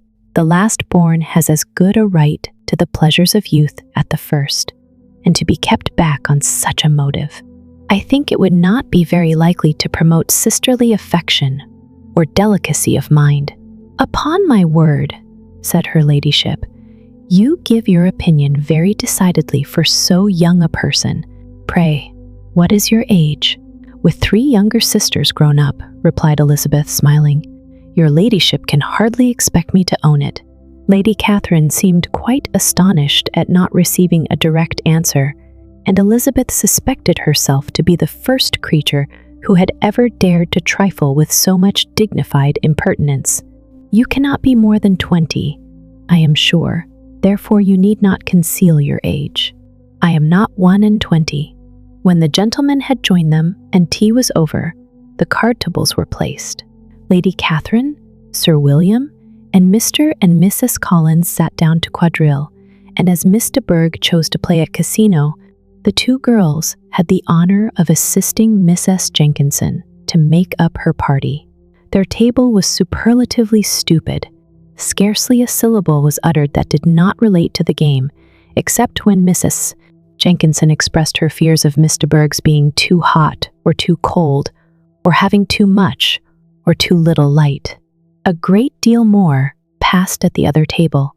Lady Catherine was generally speaking, stating the mistakes of the three others or relating some anecdote of herself. Mr. Collins was employed in agreeing to everything her ladyship said, thanking her for every fish he won, and apologizing if he thought he won too many. Sir William did not say much. He was storing his memory with anecdotes and noble names. When Lady Catherine and her daughter had played as long as they chose, the tables were broken up, the carriage was offered to Mrs. Collins, gratefully accepted and immediately ordered. The party then gathered round the fire to hear Lady Catherine determine what weather they were to have on the morrow. From these instructions, they were summoned by the arrival of the coach, and with many speeches of thankfulness on Mr. Collins's side, and as many bows on Sir William's, they departed. As soon as they had driven from the door, Elizabeth was called on by her cousin to give her opinion of all that she had seen at Rosings, which, for Charlotte's sake, she made more favorable than it really was. But her commendation, though costing her some trouble, could by no means satisfy Mr. Collins, and he was very soon obliged to take her ladyship's praise into his own hands. Chapter 30. Sir William stayed only a week at Hunsford, but his visit was long enough to convince him of his daughter's being most comfortably settled, and of her possessing such a husband and such a neighbor as were not often met with, while Sir William was with them. The room in which the ladies sat was backwards. Elizabeth had, at first, rather wondered that Charlotte should not prefer the dining parlor for common use. It was a better-sized room, and had a more pleasant aspect. But she soon saw that her friend had an excellent reason for what she did, for Mr. Collins would undoubtedly have been much less in his own apartment, had they sat in one equally lively, and she gave Charlotte credit for the arrangement. From the drawing-room, they could distinguish nothing in the lane, and were indebted to Mr. Collins for the knowledge of what carriages went along, and how often especially Miss de Bourgh drove by in her phaeton, which he never failed coming to inform them of, though it happened almost every day. She not unfrequently stopped at the parsonage, and had a few minutes' conversation with Charlotte, but was scarcely ever prevailed upon to get out. Very few days passed in which Mr. Collins did not walk to Rosings, and not many in which his wife did not think it necessary to go likewise, until Elizabeth recollected that there might be other family livings to be disposed of. She could not understand the sacrifice of so many hours. Now and then they were honored with a call from her ladyship, and nothing escaped her observation that was passing in the room during these visits. She examined into their employments, looked at their work, and advised them to do it differently, found fault with the arrangement of the furniture, or detected the housemaid in negligence, and if she accepted any refreshment, seemed to do it only for the sake of finding out that Mrs. Collins's joints of meat were too large for her family. Elizabeth soon perceived that though this great lady was not in commission of the peace of the county, she was a most active magistrate in her own parish, the minutest concerns of which were carried to her by Mr. Collins, and whenever any of the cottagers were disposed to be quarrelsome, discontented, or too poor, she sallied forth into the village to settle their differences, silence their complaints, and scold them into harmony and plenty. The entertainment of dining at Rosings was repeated about twice a week, and, allowing for the loss of Sir William, and there being only one card table in the evening, every such entertainment was the counterpart of the first. Their other engagements were few, as the style of living in the neighborhood in general was beyond Mr. Collins's reach. This, however, was no evil to Elizabeth, and upon the whole, she spent her time comfortably enough. There were half hours of pleasant conversation with Charlotte, and the weather was so fine for the time of year that she had often great enjoyment out of doors. Her favorite walk, and where she frequently went, while the others were calling on Lady Catherine, was along the open grove which edged that side of the park, where there was a nice sheltered path, which no one seemed to value but herself. and where she felt beyond the reach of Lady Catherine's curiosity. In this quiet way, the first fortnight of her visit soon passed away. Easter was approaching, and the week preceding it was to bring an addition to the family at Rosings, which in so small a circle must be important. Elizabeth had heard soon after her arrival that his arrival was soon known at the parsonage. For Mr. Collins was walking the whole morning within view of the lodges opening into Hunsford Lane in order to have the earliest assurance of it, and after making his bow as the carriage turned into the park, hurried home with the great intelligence. On the following morning, he hastened to Rosings to pay his respects. There were 2 nephews of Lady Catherine to require them, for Mr. Darcy had brought with him a Colonel Fitzwilliam, the younger son of his uncle Lord, and, to the great surprise of all the party, when Mr. Collins returned, the gentleman accompanied him. Charlotte had seen them from her husband's room, crossing the road, and immediately running into the other, told the girls what an honor they might expect, adding, "I may thank you, Eliza, for this piece of civility. Mr. Darcy would never have come so soon to wait upon me." Elizabeth had scarcely time to disclaim all right to the compliment before their approach was announced by the doorbell, and shortly afterwards the 3 gentlemen entered the room. Colonel Fitzwilliam, who led the way, was about 30, not handsome, but in person and address most truly the gentleman. Mr. Darcy looked just as he had been used to look in Hertfordshire, paid his compliments, with his usual reserve, to Mrs. Collins, and whatever might be his feelings toward her friend, met her with every appearance of composure. Elizabeth merely curtsied to him, without saying a word. Colonel Fitzwilliam entered into conversation directly with the readiness and ease of a well-bred man, and talked very pleasantly, but his cousin, after having addressed a slight observation on the house and garden to Mrs. Collins, sat for some time without speaking to anybody. At length, however, his civility was so far awakened as to inquire of Elizabeth after the health of her family. She answered him in the usual way, and after a moment's pause, added, "My eldest sister has been in town these 3 months. Have you never happened to see her there?" She was perfectly sensible that he never had, but she wished to see whether he would betray any consciousness of what had passed between the Bingleys and Jane, and she thought he looked a little confused as he answered that he had never been so fortunate as to meet Miss Bennet. The subject was pursued no farther, and the gentlemen soon afterwards went away. Chapter 31. Colonel Fitzwilliam's manners were very much admired at the parsonage, and the ladies all felt that he must add considerably to the pleasures of their engagements at Rosings. It was some days, however, before they received any invitation thither, for while there were visitors in the house, they could not be necessary, and it was not till Easter Day, almost a week after the gentleman's arrival, that they were honored by such an attention, and then they were merely asked on leaving church to come there in the evening. For the last week they had seen very little of Lady Catherine or her daughter. Colonel Fitzwilliam had called at the parsonage more than once during the time, but Mr. Darcy they had seen only at church. The invitation was accepted, of course, and at a proper hour they joined the party in Lady Catherine's drawing room.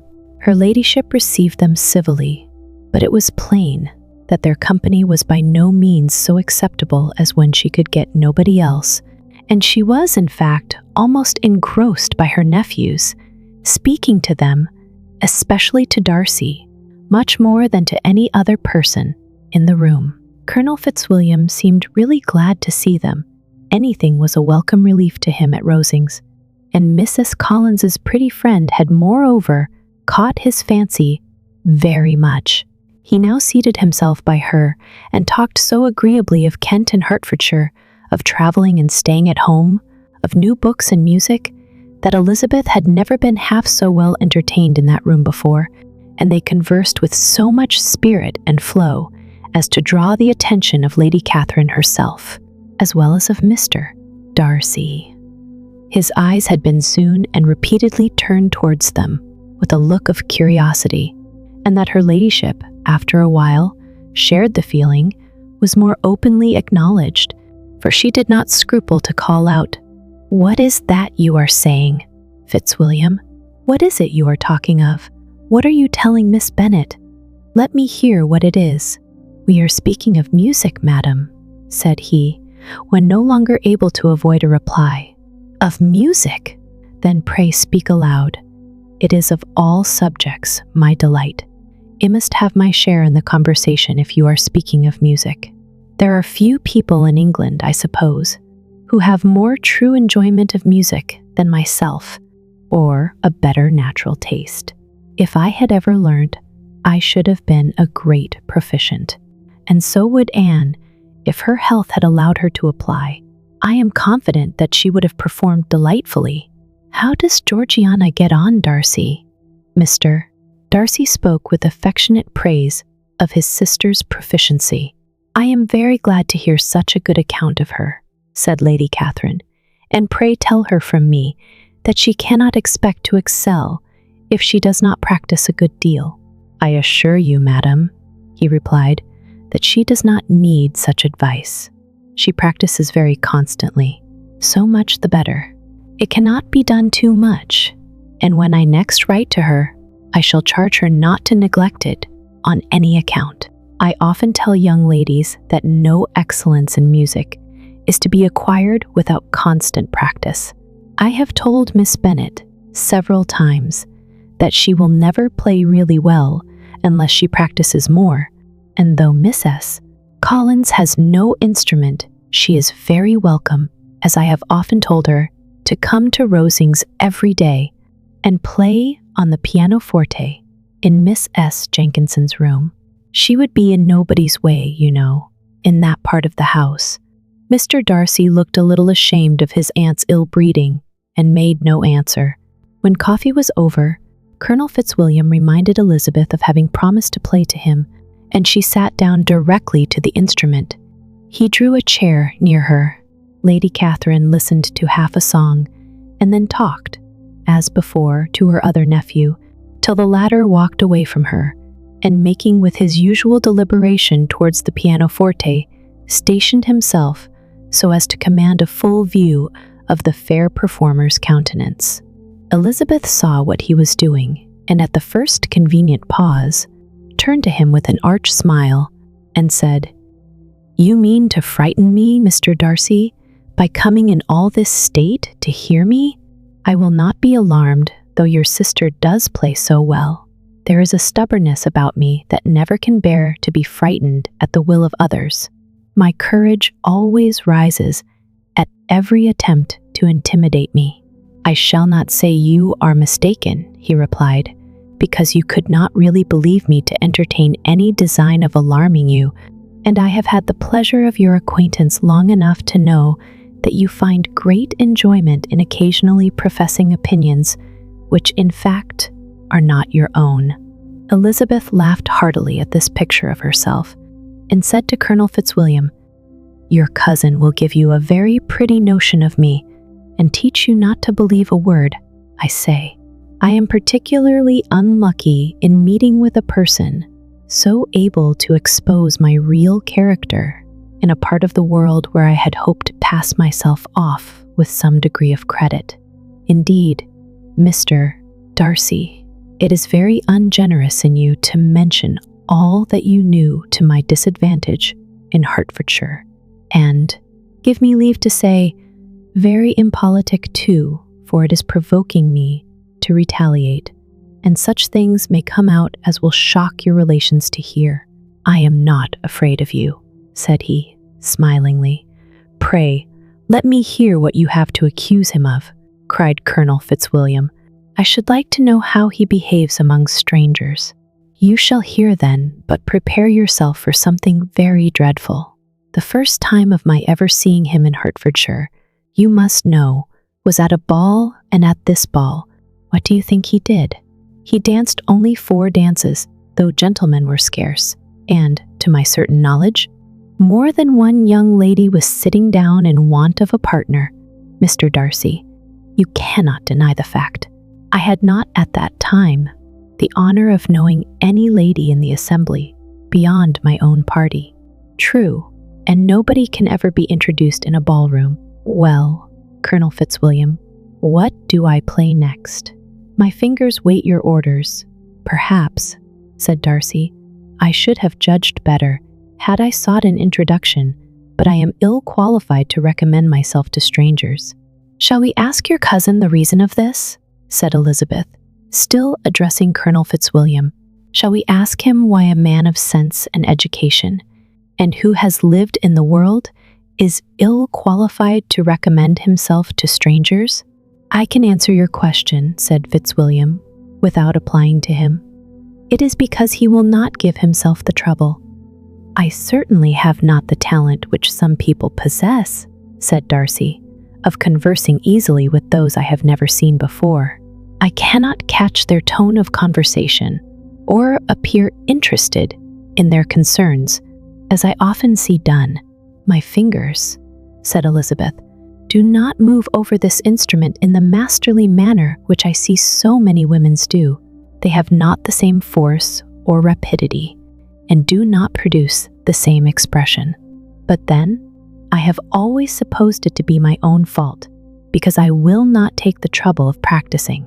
It is not that I do not believe my fingers as capable as any other woman's of superior execution. Darcy smiled and said, You are perfectly right.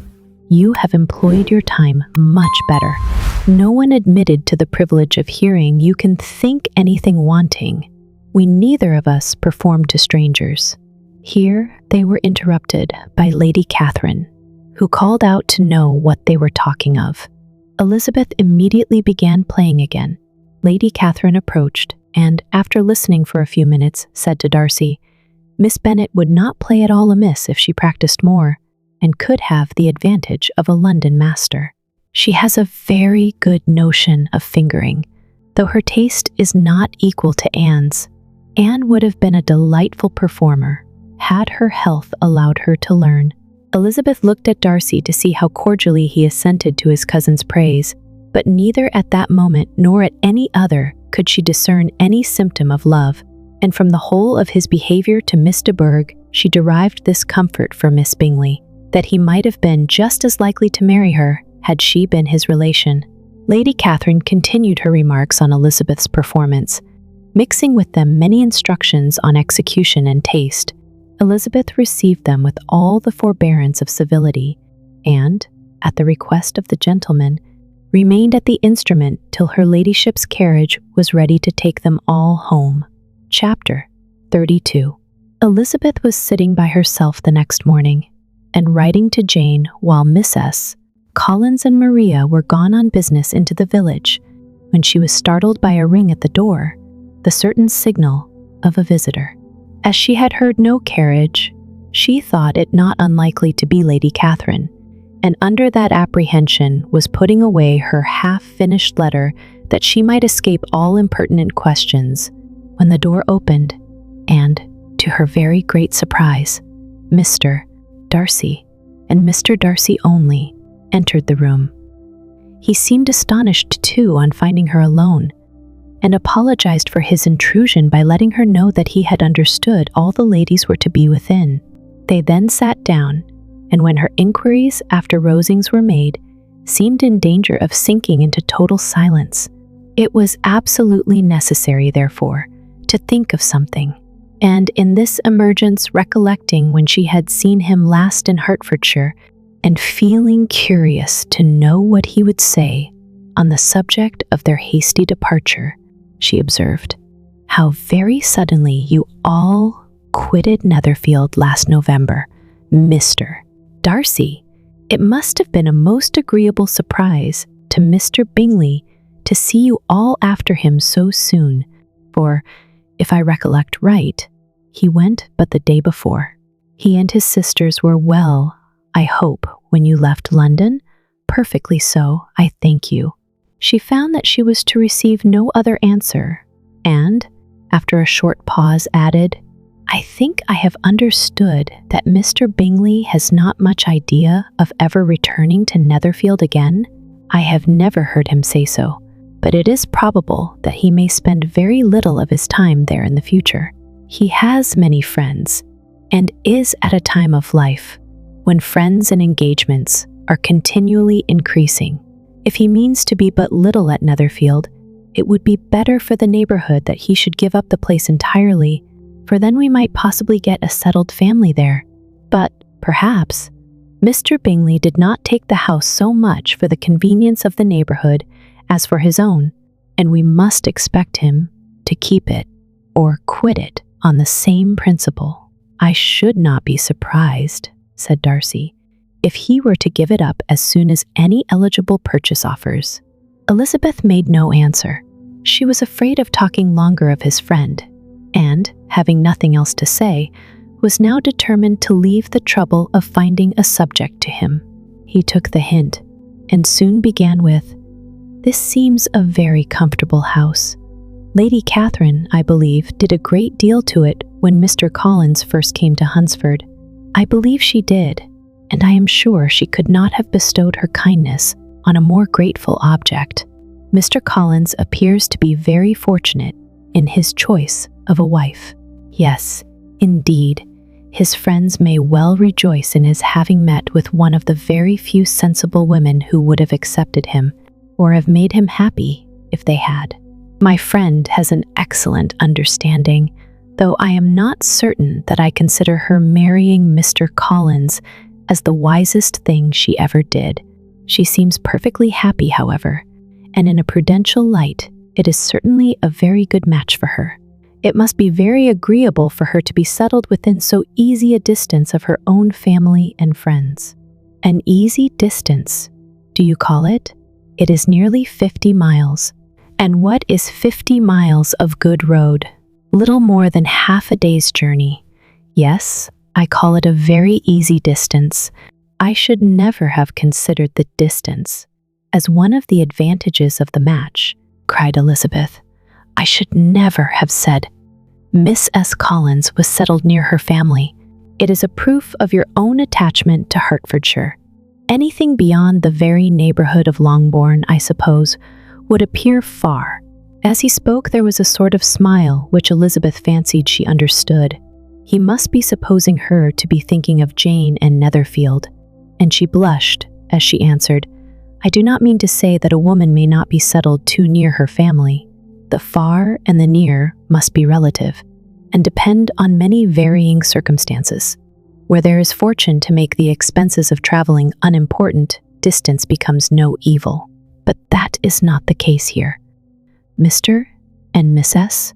Collins have a comfortable income, but not such a one as will allow of frequent journeys, and I am persuaded my friend would not call herself near her family under less than half the present distance." Mr. Darcy drew his chair a little towards her and said, "You cannot have a right to such very strong local attachment. You cannot have been always at Longbourn." Elizabeth looked surprised. The gentleman experienced some change of feeling. He drew back his chair, took a newspaper from the table, and glancing over it, said, in a colder voice, "Are you pleased with Kent?" A short dialogue on the subject of the country ensued, on either side calm and concise, and soon put an end to by the entrance of Charlotte and her sister, just returned from her walk. The tête-à-tête surprised them. Mr. Darcy related the mistake which had occasioned his intruding on Miss Bennet, and after sitting a few minutes longer without saying much to anybody, went away. "What can be the meaning of this?" said Charlotte as soon as he was gone. "My dear Eliza, he must be in love with you, or he would never have called us in this familiar way." But when Elizabeth told of his silence, it did not seem very likely, even to Charlotte's wishes, to be the case, and after various conjectures, they could at last only suppose his visit to proceed from the difficulty of finding anything to do, which was the more probable from the time of year. All field sports were over.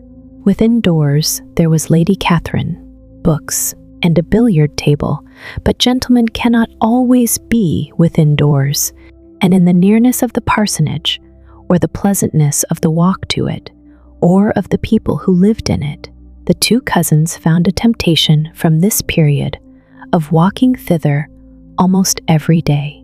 They called at various times of the morning, sometimes separately, sometimes together, and now and then accompanied by their aunt. But why Mr. Darcy came so often to the parsonage, it was more difficult to understand. It could not be for society, as he frequently sat there 10 minutes together without opening his lips, and when he did speak, it seemed the effect of necessity rather than of choicest sacrifice to propriety, not a pleasure to himself. He seldom appeared really animated. Miss S. Collins knew not what to make of him. Colonel Fitzwilliam's occasionally laughing at his stupidity proved that he was generally different, which her own knowledge of him could not have told her, and as she would like to have believed this change the effect of love, and the object of that love her friend Eliza, she set herself seriously to work to find it out. She watched him whenever they were at Rosings, and whenever he came to Hunsford, but without much success. He certainly looked at her friend a great deal, but the expression of that look was disputable.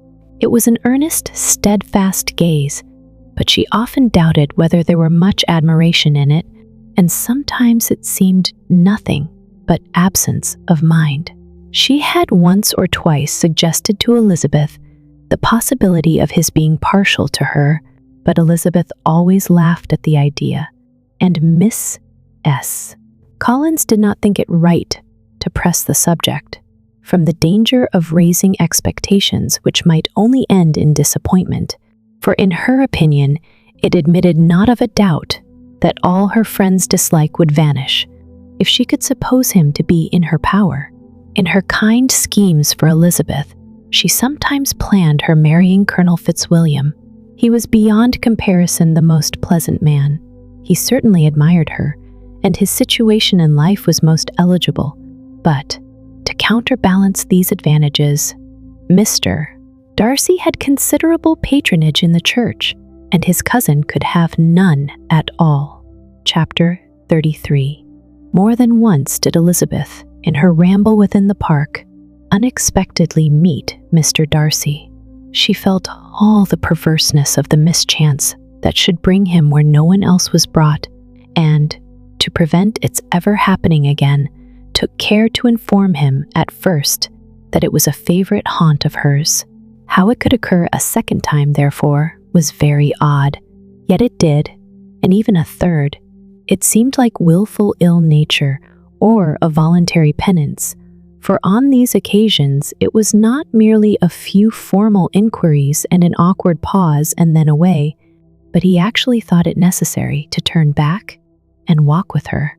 He never said a great deal, nor did she give herself the trouble of talking or of listening much, but it struck her in the course of their third rencontre that he was asking some odd, unconnected questions about her pleasure in being at Hunsford, her love of solitary walks, and her opinion of Mr. and Miss S. Collins's happiness, and that in speaking of Rosings and her not perfectly understanding the house, he seemed to expect that whenever she came into Kent again, she would be staying there too. His words seemed to imply it. Could he have Colonel Fitzwilliam in his thoughts? She supposed, if he meant anything, he must mean an allusion to what might arise in that quarter. It distressed her a little, and she was quite glad to find herself at the gate in the pales opposite the parsonage. She was engaged one day as she walked, in perusing Jane's last letter, and dwelling on some passages which proved that Jane had not written in spirits, when, instead of being again surprised by Mr. Darcy, she saw on looking up that Colonel Fitzwilliam was meeting her. Putting away the letter immediately and forcing a smile, she said, "I did not know before that you ever walked this way." "I have been making the tour of the park," he replied, "as I generally do every year, and intend to close it with a call at the parsonage." "Are you going much farther?" "No, I should have turned in a moment," and accordingly she did turn, and they walked towards the parsonage together. "Do you certainly leave Kent on Saturday?" said she. "Yes, if Darcy does not put it off again, but I am at his disposal. He arranges the business just as he pleases, and if not able to please himself in the arrangement, he has at least pleasure in the great power of choice. I do not know anybody who seems more to enjoy the power of doing what he likes than Mr. Darcy. He likes to have his own way very well, replied Colonel Fitzwilliam. But so we all do. It is only that he has better means of having it than many others, because he is rich and many others are poor. I speak feelingly. A younger son, you know, must be inured to self-denial and dependence. In my opinion, the younger son of an earl can know very little of either. Now seriously, what have you ever known of self-denial and dependence? When have you been prevented by want of money from going wherever you chose, or procuring anything you had a fancy for? These are home questions, and perhaps I cannot say that I have experienced many hardships of that nature, but in matters of greater weight, I may suffer from want of money. Younger sons cannot marry where they like, unless where they like women of fortune, which I think they very often do. Our habits of expense make us too dependent, and there are too many in my rank of life who can afford to marry without some attention to money. Is this, thought Elizabeth, meant for me? And she colored at the idea, but, recovering herself, said in a lively tone, "And pray, what is the usual price of an earl's younger son? Unless the elder brother is very sickly, I suppose you would not ask above 50,000 pounds.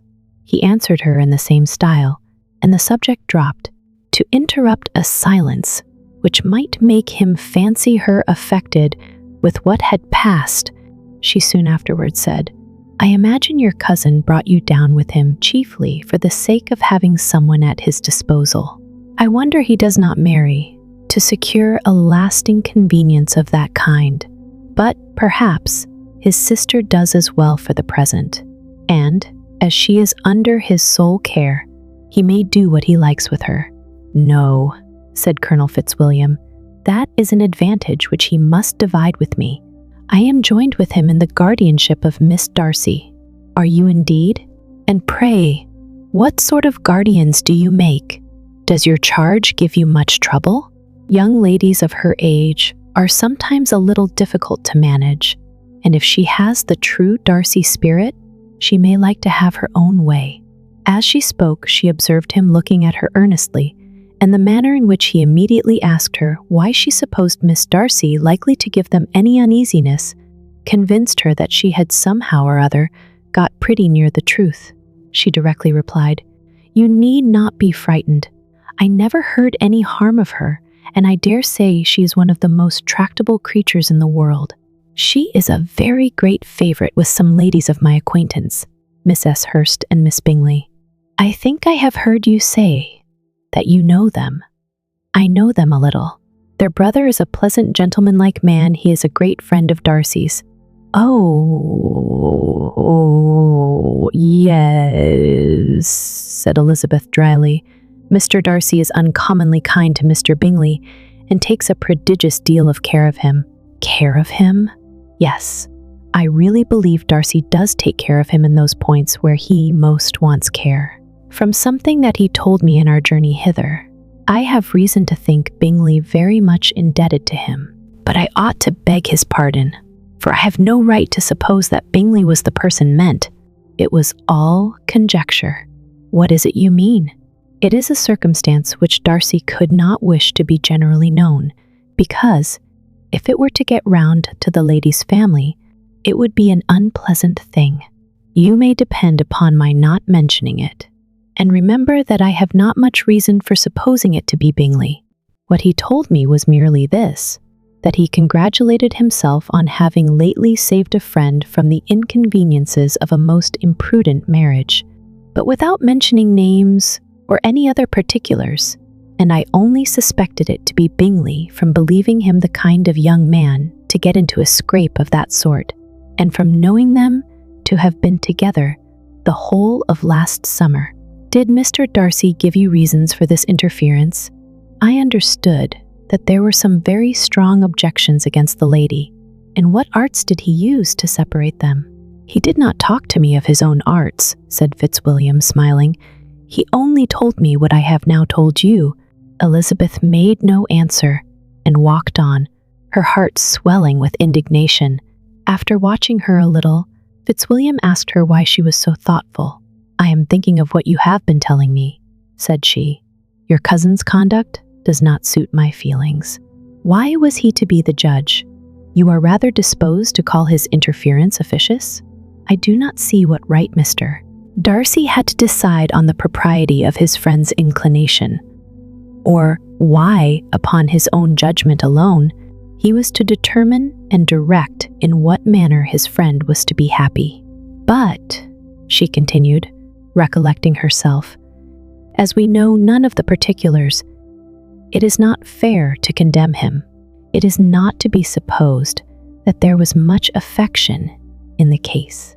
"That is not an unnatural surmise," said Fitzwilliam, "but it is a lessening of the honor of my cousin's triumph very sadly." This was spoken jestingly, but it appeared to her so just a picture of Mr. Darcy that she would not trust herself with an answer, and therefore, abruptly changing the conversation, talked on indifferent matters until they reached the parsonage. There, shut into her own room, as soon as their visitor left them, she could think without interruption of all that she had heard. It was not to be supposed that any other people could be meant than those with whom she was connected. There could not exist in the world two men over whom Mr. Darcy could have such boundless influence. That he had been concerned in the measures taken to separate Bingley and Jane she had never doubted, but she had always attributed to Miss Bingley the principal design and arrangement of them. If his own vanity, however, did not mislead him, he was the cause. His pride and caprice were the cause of all that Jane had suffered, and still continued to suffer. He had ruined for a while every hope of happiness for the most affectionate, generous heart in the world, and no one could say how lasting an evil he might have inflicted. There were some very strong objections against the lady, were Colonel Fitzwilliam's words, and those strong objections probably were her having one uncle who was a country attorney and another who was in business in London. To Jane herself she exclaimed, "There could be no possibility of objection. All loveliness and goodness as she is, her understanding excellent, her mind improved, and her manners captivating. Neither could anything be urged against my father, who, though with some peculiarities, has abilities. Mr. Darcy himself need not disdain, and respectability, which he will probably never each." When she thought of her mother, her confidence gave way a little, but she would not allow that any objections there had material weight with Mr. Darcy, whose pride, she was convinced, would receive a deeper wound from the want of importance in his friends' connections than from their want of sense, and she was quite decided, at last, that he had been partly governed by this worst kind of pride, and partly by the wish of retaining Mr. Bingley for his sister. The agitation and tears which the subject occasioned brought on a headache, and it grew so much worse towards the evening that, added to her unwillingness to see Mr. Darcy, it determined her not to attend her cousins to Rosings, where they were engaged to drink tea. Mrs. Collins, seeing that she was really unwell, did not press her to go, and as much as possible prevented her husband from pressing her. But Mr. Collins could not conceal his apprehension of Lady Catherine's being rather displeased by her staying at home. Chapter 34. When they were gone, Elizabeth, as if intending to exasperate herself as much as possible against Mr. Darcy, chose for her employment the examination of all the letters which Jane had written to her since her being in Kent. They contained no actual complaint, nor was there any revival of past occurrences or any communication of present suffering. But in all, and in almost every line of each, there was a want of that cheerfulness which had been used to characterize her style, and which, proceeding from the serenity of a mind at ease with itself and kindly disposed towards everyone, had been scarcely ever clouded. Elizabeth noticed every sentence conveying the idea of uneasiness, with an attention which it had hardly received on the first perusal. Mr. Darcy's shameful boast of what misery he had been able to inflict gave her a keener sense of her sister's sufferings. It was some consolation to think that his visit to Rosings was to end on the day after the next, and, a still greater, that in less than a fortnight she should herself be with Jane again and enabled to contribute to the recovery of her spirits by all that affection could do. She could not think of Darcy's leaving Kent without remembering that his cousin was to go with him, but Colonel Fitzwilliam had made it clear that he had no intentions at all, and agreeable as he was, she did not mean to be unhappy about him. While settling this point, she was suddenly roused by the sound of the doorbell, and her spirits were a little fluttered by the idea of its being Colonel Fitzwilliam himself, who had once before called late in the evening and might now come to inquire particularly after her. But this idea was soon banished, and her spirits were very differently affected when, to her utter amazement, she saw Mr. Darcy walk into the room. In a hurried manner, he immediately began an inquiry after her health, imputing his visit to a wish of hearing that she were better. She answered him with cold civility. He sat down for a few moments, and then getting up, walked about the room. Elizabeth was surprised, but said not a word. After a silence of several minutes, he came towards her in an agitated manner, and thus began, "In vain I have struggled. It will not do. My feelings will not be repressed. You must allow me to tell you how ardently I admire and love you." Elizabeth's astonishment was beyond expression. She stared, colored, doubted, and was silent. This he considered sufficient encouragement, and the avowal of all that he felt and had long felt for her immediately followed. He spoke well, but there were feelings besides those of the heart to be detailed, and he was not more eloquent on the subject of tenderness than of pride. His sense of her inferiority, of its being a degradation of the family obstacles which had always opposed to inclination, were dwelt on with a warmth which seemed due to the consequence he was wounding, but was very unlikely to recommend his suit. In spite of her deeply rooted dislike, she could not be insensible to the compliment of such a man's affection, and though her intentions did not vary for an instant, she was at first sorry for the pain he was to receive, till, roused to resentment by his subsequent language, she lost all compassion in anger. She tried, however, to compose herself to answer him with patience when he should have done. He concluded with representing to her the strength of that attachment which, in spite of all his endeavors, he had found impossible to conquer, and with expressing his hope that it would now be rewarded by her acceptance of his hand. As he said this, she could easily see that he had no doubt of a favorable answer. He spoke of apprehension and anxiety, but his countenance expressed real security. Such a circumstance could only exasperate farther, and, when he ceased, the color rose into her cheeks, and she said, "In such cases as this, it is, I believe, the established mode to express a sense of obligation for the sentiments avowed, however unequally they may be returned.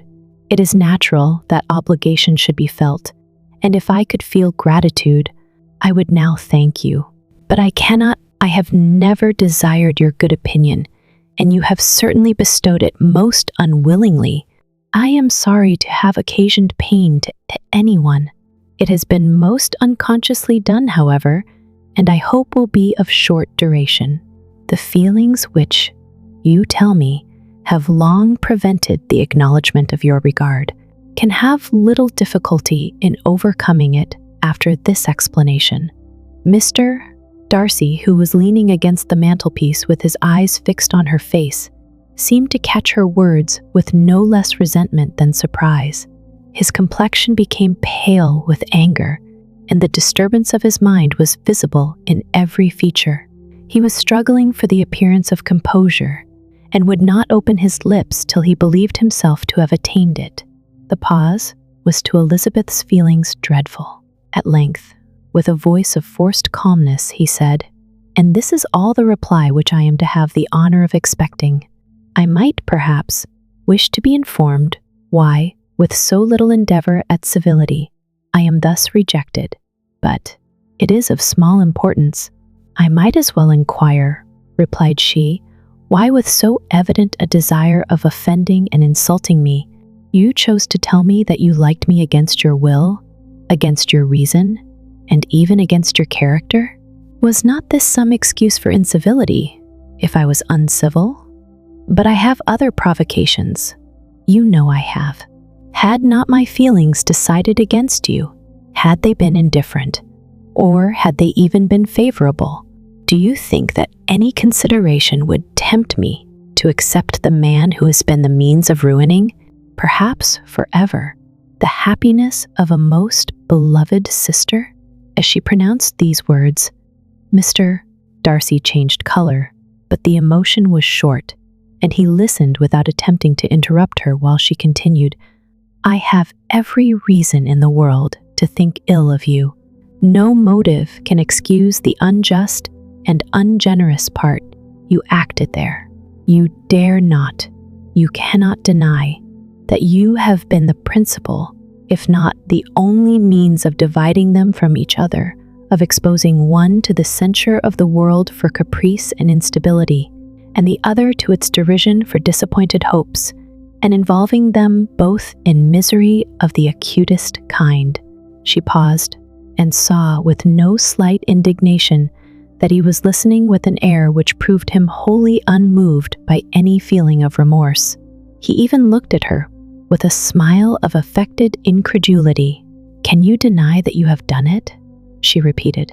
With assumed tranquility, he then replied, "I have no wish of denying that I did everything in my power to separate my friend from your sister, or that I rejoice in my success. Towards him I have been kinder than towards myself."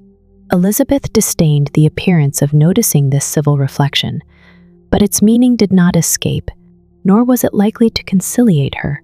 "But it is not merely this affair," she continued, "on which my dislike is founded. Long before it had taken place, my opinion of you was decided. Your character was unfolded in the recital which I received many months ago from Mr. Wickham. On this subject, what can you have to say? In what imaginary act of friendship can you here defend yourself? Or under what misrepresentation can you here impose upon others? You take an eager interest in that gentleman's concerns," said Darcy, in a less tranquil tone, and with a heightened color. "Who that knows what his misfortunes have been can help feeling an interest in him?" "His misfortunes?" repeated Darcy contemptuously. "Yes, his misfortunes have been great indeed, and of your infliction," cried Elizabeth with energy. "You have reduced him to his present state of poverty, comparative poverty. You have withheld the advantages which you must know to have been designed for him. You have deprived the best years of his life of that independence which was no less his due than his desert. You have done all this, and yet you can treat the mention of his misfortune with contempt and ridicule.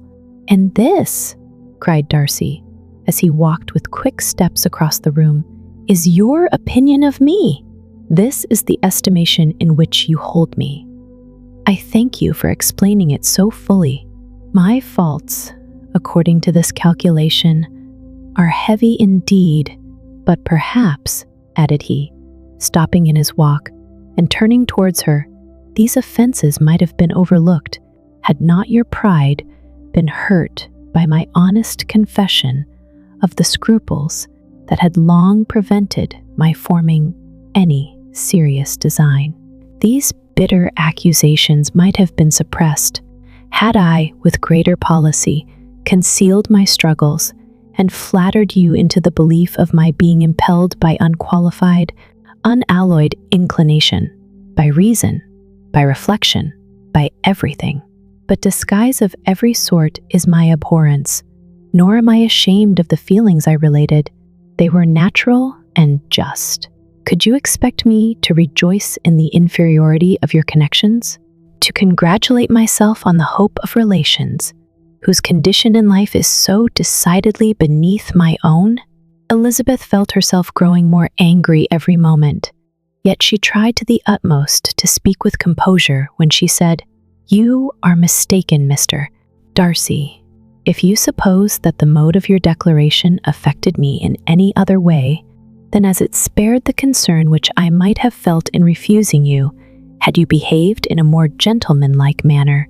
She saw him start at this, but he said nothing, and she continued, "You could not have made the offer of your hand in any possible way that would have tempted me to accept it."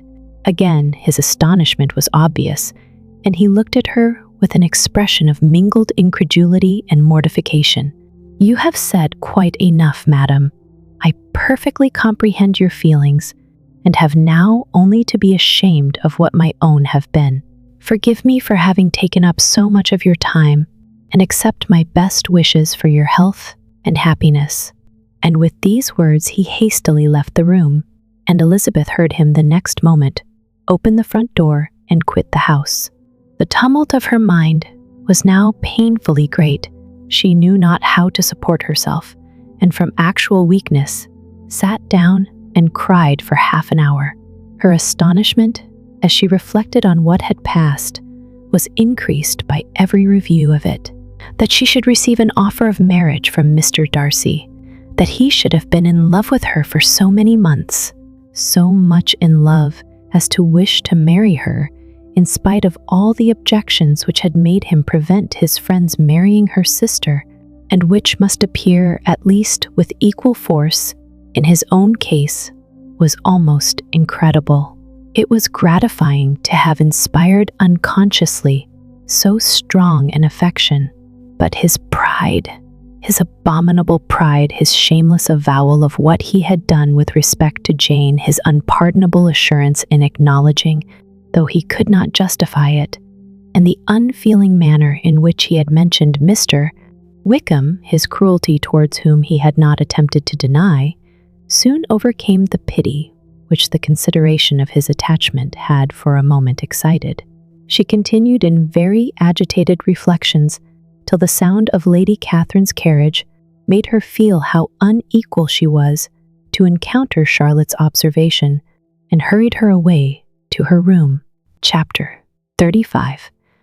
Elizabeth awoke the next morning to the same thoughts and meditations which had at length closed her eyes. She could not yet recover from the surprise of what had happened. It was impossible to think of anything else, and, totally indisposed for employment, she resolved, soon after breakfast, to indulge herself in air and exercise. She was proceeding directly to her favorite walk, when the recollection of Mr. Darcy's sometimes coming there stopped her, and instead of entering the park, she turned up the lane which led farther from the turnpike road. The park paling was still the boundary on one side, and she soon passed one of the gates into the ground. After walking 2 or 3 times along that part of the lane, she was tempted, by the pleasantness of the morning, to stop at the gates and look into the park. The 5 weeks which she had now passed in Kent had made a great difference in the country, and every day was adding to the verdure of the early trees. She was on the point of continuing her walk when she caught a glimpse of a gentleman within the sort of grove which edged the park. He was moving that way, and, fearful of its being Mr. Darcy, she was directly retreating, but the person who advanced was now near enough to see her, and stepping forward with eagerness, pronounced her name. She had turned away, but on hearing herself called, though in a voice which proved it to be Mr. Darcy, she moved again towards the gate. He had by that time reached it also, and, holding out a letter, which she instinctively took, said, with a look of haughty composure, "I have been walking in the grove some time in the hope of meeting you. Will you do me the honor of reading that letter?" And then, with a slight bow, turned again into the plantation, and was soon out of sight. With no expectation of pleasure, but with the strongest curiosity, Elizabeth opened the letter and, to her still increasing wonder, perceived an envelope containing 2 sheets of letter paper, written quite through, in a very close hand. The envelope itself was likewise full. Pursuing her way along the lane, she then began it. It was dated from Rosings at 8 o'clock in the morning, and was as follows: "Be not alarmed, madam, on receiving this letter, by the apprehension of its containing any repetition of those sentiments or renewal of those offers which were last night so disgusting to you. I write without any intention of paining you, or humbling myself, by dwelling on wishes which, for the happiness of both, cannot be too soon forgotten, and the effort which the formation and the perusal of this letter must occasion should have been spared, had not my character required it to be written and read. You must, therefore, pardon the freedom with which I demand your attention. Your feelings, I know, will bestow it unwillingly, but I demand it of your justice. 2 offenses of a very different nature, and by no means of equal magnitude, you last night laid to my charge. The first mentioned was that, regardless of the sentiments of either, I had detached Mr. Bingley from your sister, and the other, that I had, in defiance of various claims, in defiance of honor and humanity, ruined the immediate prosperity and blasted the prospects of Mr. Wickham. Willfully and wantonly to have thrown off the companion of my youth, the acknowledged favorite of my father, a young man who had scarcely any other dependence than on our patronage, and who had been brought up to expect its exertion, would be a depravity, to which the separation of 2 young persons, whose affection could be the growth of only a few weeks, could bear no comparison. But from the severity of that blame which was last night so liberally bestowed, respecting each circumstance, I shall hope to be in the future secured. When the following account of my actions and their motives has been read, if, in the explanation of them, which is due to myself, I am under the necessity of relating feelings which may be offensive to yours, I can only say that I am sorry. The necessity must be obeyed, and further apology would be absurd. I had not been long in Hertfordshire before I saw, in common with others, that Bingley preferred your elder sister to any other young woman in the country. But it was not till the evening of the dance at Netherfield that I had any apprehension of his feeling a serious attachment. I had often seen him in love before. At that ball, while I had the honor of dancing with you, I was first made acquainted, by Sir William Lucas's accidental information, that Bingley's attentions to your sister had given rise to a general expectation of their marriage. He spoke of it as a certain event, of which the time alone could be undecided. From that moment, I observed my friend's behavior attentively, and I could then perceive that his partiality for Miss Bennet was beyond what I had ever witnessed in him. Your sister, I also watched. Her look and manners were open, cheerful, and engaging as ever, but without any symptom of peculiar regard, and I remained convinced from the evening's scrutiny that though she received his attentions with pleasure, she did not invite them by any participation of sentiment. If you have not been mistaken here, I must have been in error. Your superior knowledge of your sister must make the latter probable. If it be so, if I have been misled by such error to inflict pain on her, your resentment has not been unreasonable, but I shall not scruple to assert that the serenity of your sister's countenance and air was such as might have given the most acute observer a conviction that, however amiable her temper, her heart was not likely to be easily touched. That I was desirous of believing her indifferent is certain, but I will venture to say that my investigation and decisions are not usually influenced by my hopes or fears. I did not believe her to be indifferent because I wished it. I believed it on impartial conviction, as truly as I wished it in reason. My objections to the marriage were not merely those which I last night acknowledged to have the utmost force of passion to put aside. In my own case, the want of connection could not be so great an evil to my friend as to me. But there were other causes of repugnance, causes which, though still existing, and existing to an equal degree, in both instances I had myself endeavored to forget, because they were not immediately before me. These causes must be stated, though briefly. The situation of your mother's family, though objectionable, was nothing in comparison to that total want of propriety so frequently, so almost uniformly betrayed by herself, by your 3 younger sisters, and occasionally even by your father. Pardon me, it pains me to offend you, but amidst your concern for the defects of your nearest relations, and your displeasure at this representation of them, let it give you consolation to consider that, to have conducted yourselves so as to avoid any share of the like censure, is praise no less generally bestowed on you and your elder sister, than it is honorable to the sense and disposition of both. I will only say farther that from what passed that evening, my opinion of all parties was confirmed, and every inducement heightened which could have led me before to preserve my friend from what I esteemed a most unhappy connection. He left Netherfield for London on the day following, as you, I am certain, remember, with the design of soon returning. The part which I acted is now to be explained. His sister's uneasiness had been equally excited with my own. Our coincidence of feeling was soon discovered, and, alike sensible that no time was to be lost in detaching their brother, we shortly resolved on joining him directly in London.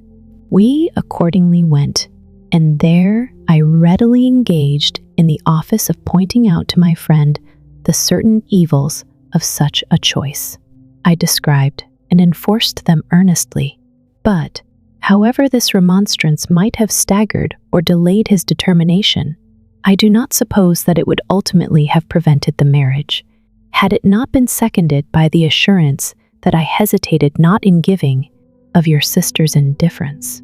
He had before believed her to return his affection with sincere, if not with equal regard, but Bingley has great natural modesty, with a stronger dependence on my judgment than on his own.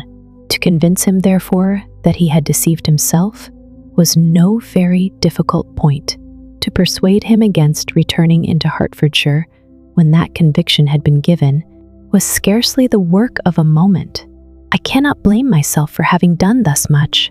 There is but one part of my conduct in the whole affair on which I do not reflect with satisfaction.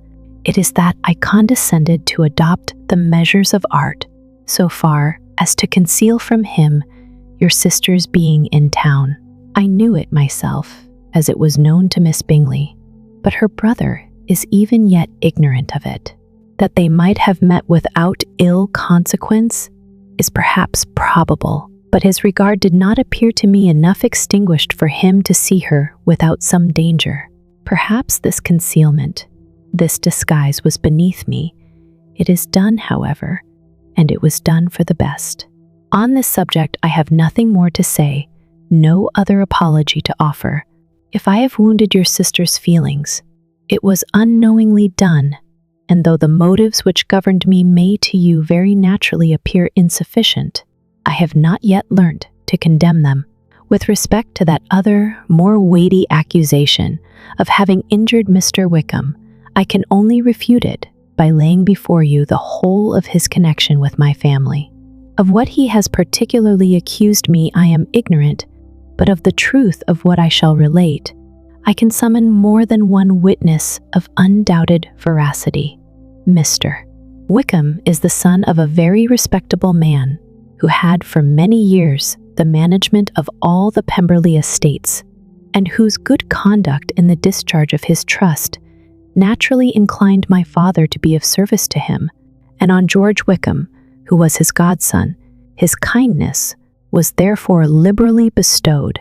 My father supported him at school, and afterwards at Cambridge most important assistance, as his own father, always poor from the extravagance of his wife, would have been unable to give him a gentleman's education.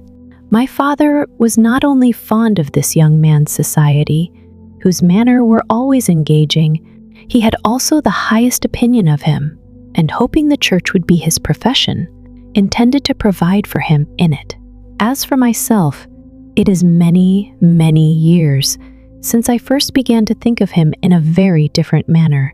The vicious propensities, the want of principle, which he was careful to guard from the knowledge of his best friend, could not escape the observation of a young man of nearly the same age with himself, and who had opportunities of seeing him in unguarded moments, which Mr. Darcy could not have. Here again shall give you pain to what degree you only can tell. But whatever may be the sentiments which Mr. Wickham has created, a suspicion of their nature shall not prevent me from unfolding his real character. It adds even another motive. My excellent father died about 5 years ago, and his attachment to Mr.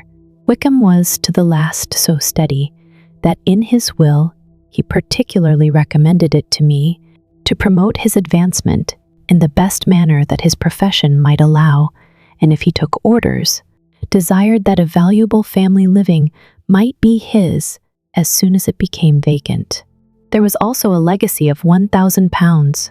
His own father did not long survive mine, and within half a year from these events, Mr. Wickham wrote to inform me that, having finally resolved against taking orders, he hoped I should not think it unreasonable for him to expect some more immediate pecuniary advantage in lieu of the preferment, by which he could not be benefited. He had some intention, he added, of studying law, and I must be aware that the interest of £1,000 would be a very insufficient support therein. I rather wished than believed him to be sincere, but, at any rate, was perfectly ready to accede to his proposal. I knew that Mr. Wickham ought not to be a clergyman. The business was therefore soon settled. He resigned all claim to assistance in the church, were it possible that he could ever be in a situation to receive it, and accepted in return £3,000. All connection between us seemed now dissolved. I thought too ill of him to invite him to Pemberley, or admit his society in town. In town, I believe he chiefly lived, but his studying the law was a mere pretense, and being now free from all restraint, his life was a life of idleness and dissipation. For about 3 years I heard little of him, but on the decease of the incumbent of the living which had been designed for him, he applied to me again by letter for the presentation. His circumstances, he assured me, and I had no difficulty in believing it, were exceedingly bad.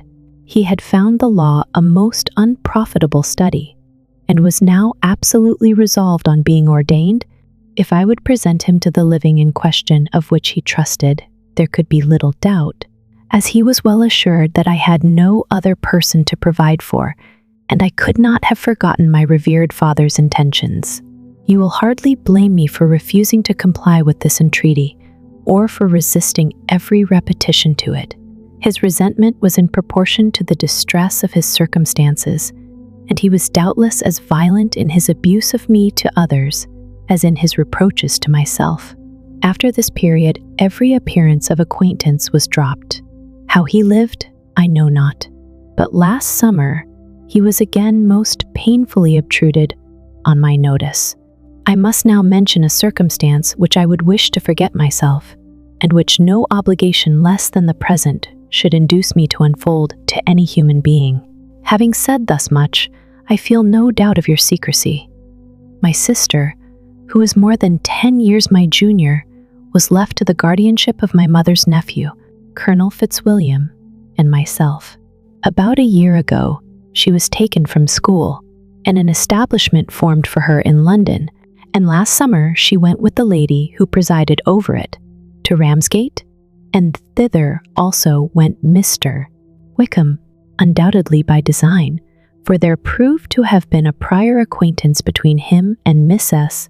Younge, in whose character we were most unhappily deceived, and by her connivance and aid, he so far recommended himself to Georgiana, whose affectionate heart retained a strong impression of his kindness to her as a child, that she was persuaded to believe herself in love and to consent to an elopement. She was then but 15, which must be her excuse, and after stating her imprudence, I am happy to add that I owed the knowledge of it to herself. I joined them unexpectedly a day or two before the intended elopement, and then Georgiana, unable to support the idea of grieving and offending a brother whom she almost looked up to as a father, acknowledged the whole to me. You may imagine what I felt and how I acted.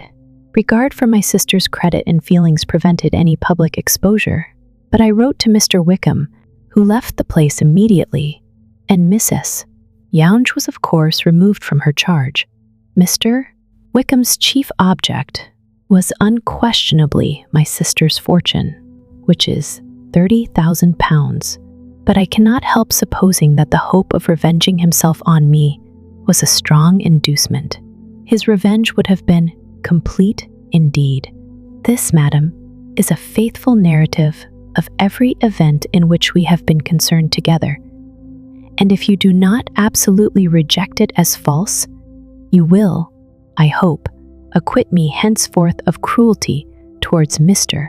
Wickham. I know not in what manner, under what form of falsehood he had imposed on you, but his success is not perhaps to be wondered at. Ignorant as you previously were of everything concerning either, detection could not be in your power, and suspicion certainly not in your inclination. You may possibly wonder why all this was not told you last night, but I was not then master enough of myself to know what could or ought to be revealed. For the truth of everything here related, I can appeal more particularly to the testimony of Colonel Fitzwilliam, who, from our near relationship and constant intimacy, and, still more, as one of the executors of my father's will, has been unavoidably acquainted with every particular of these transactions. If your abhorrence of me should make my assertions valueless, you cannot be prevented by the same cause from confiding in my cousin, and that there may be the possibility of consulting him, I shall endeavor to find some opportunity of putting this letter in your hands in the course of the morning. I will only add, God bless you. Fitzwilliam Darcy.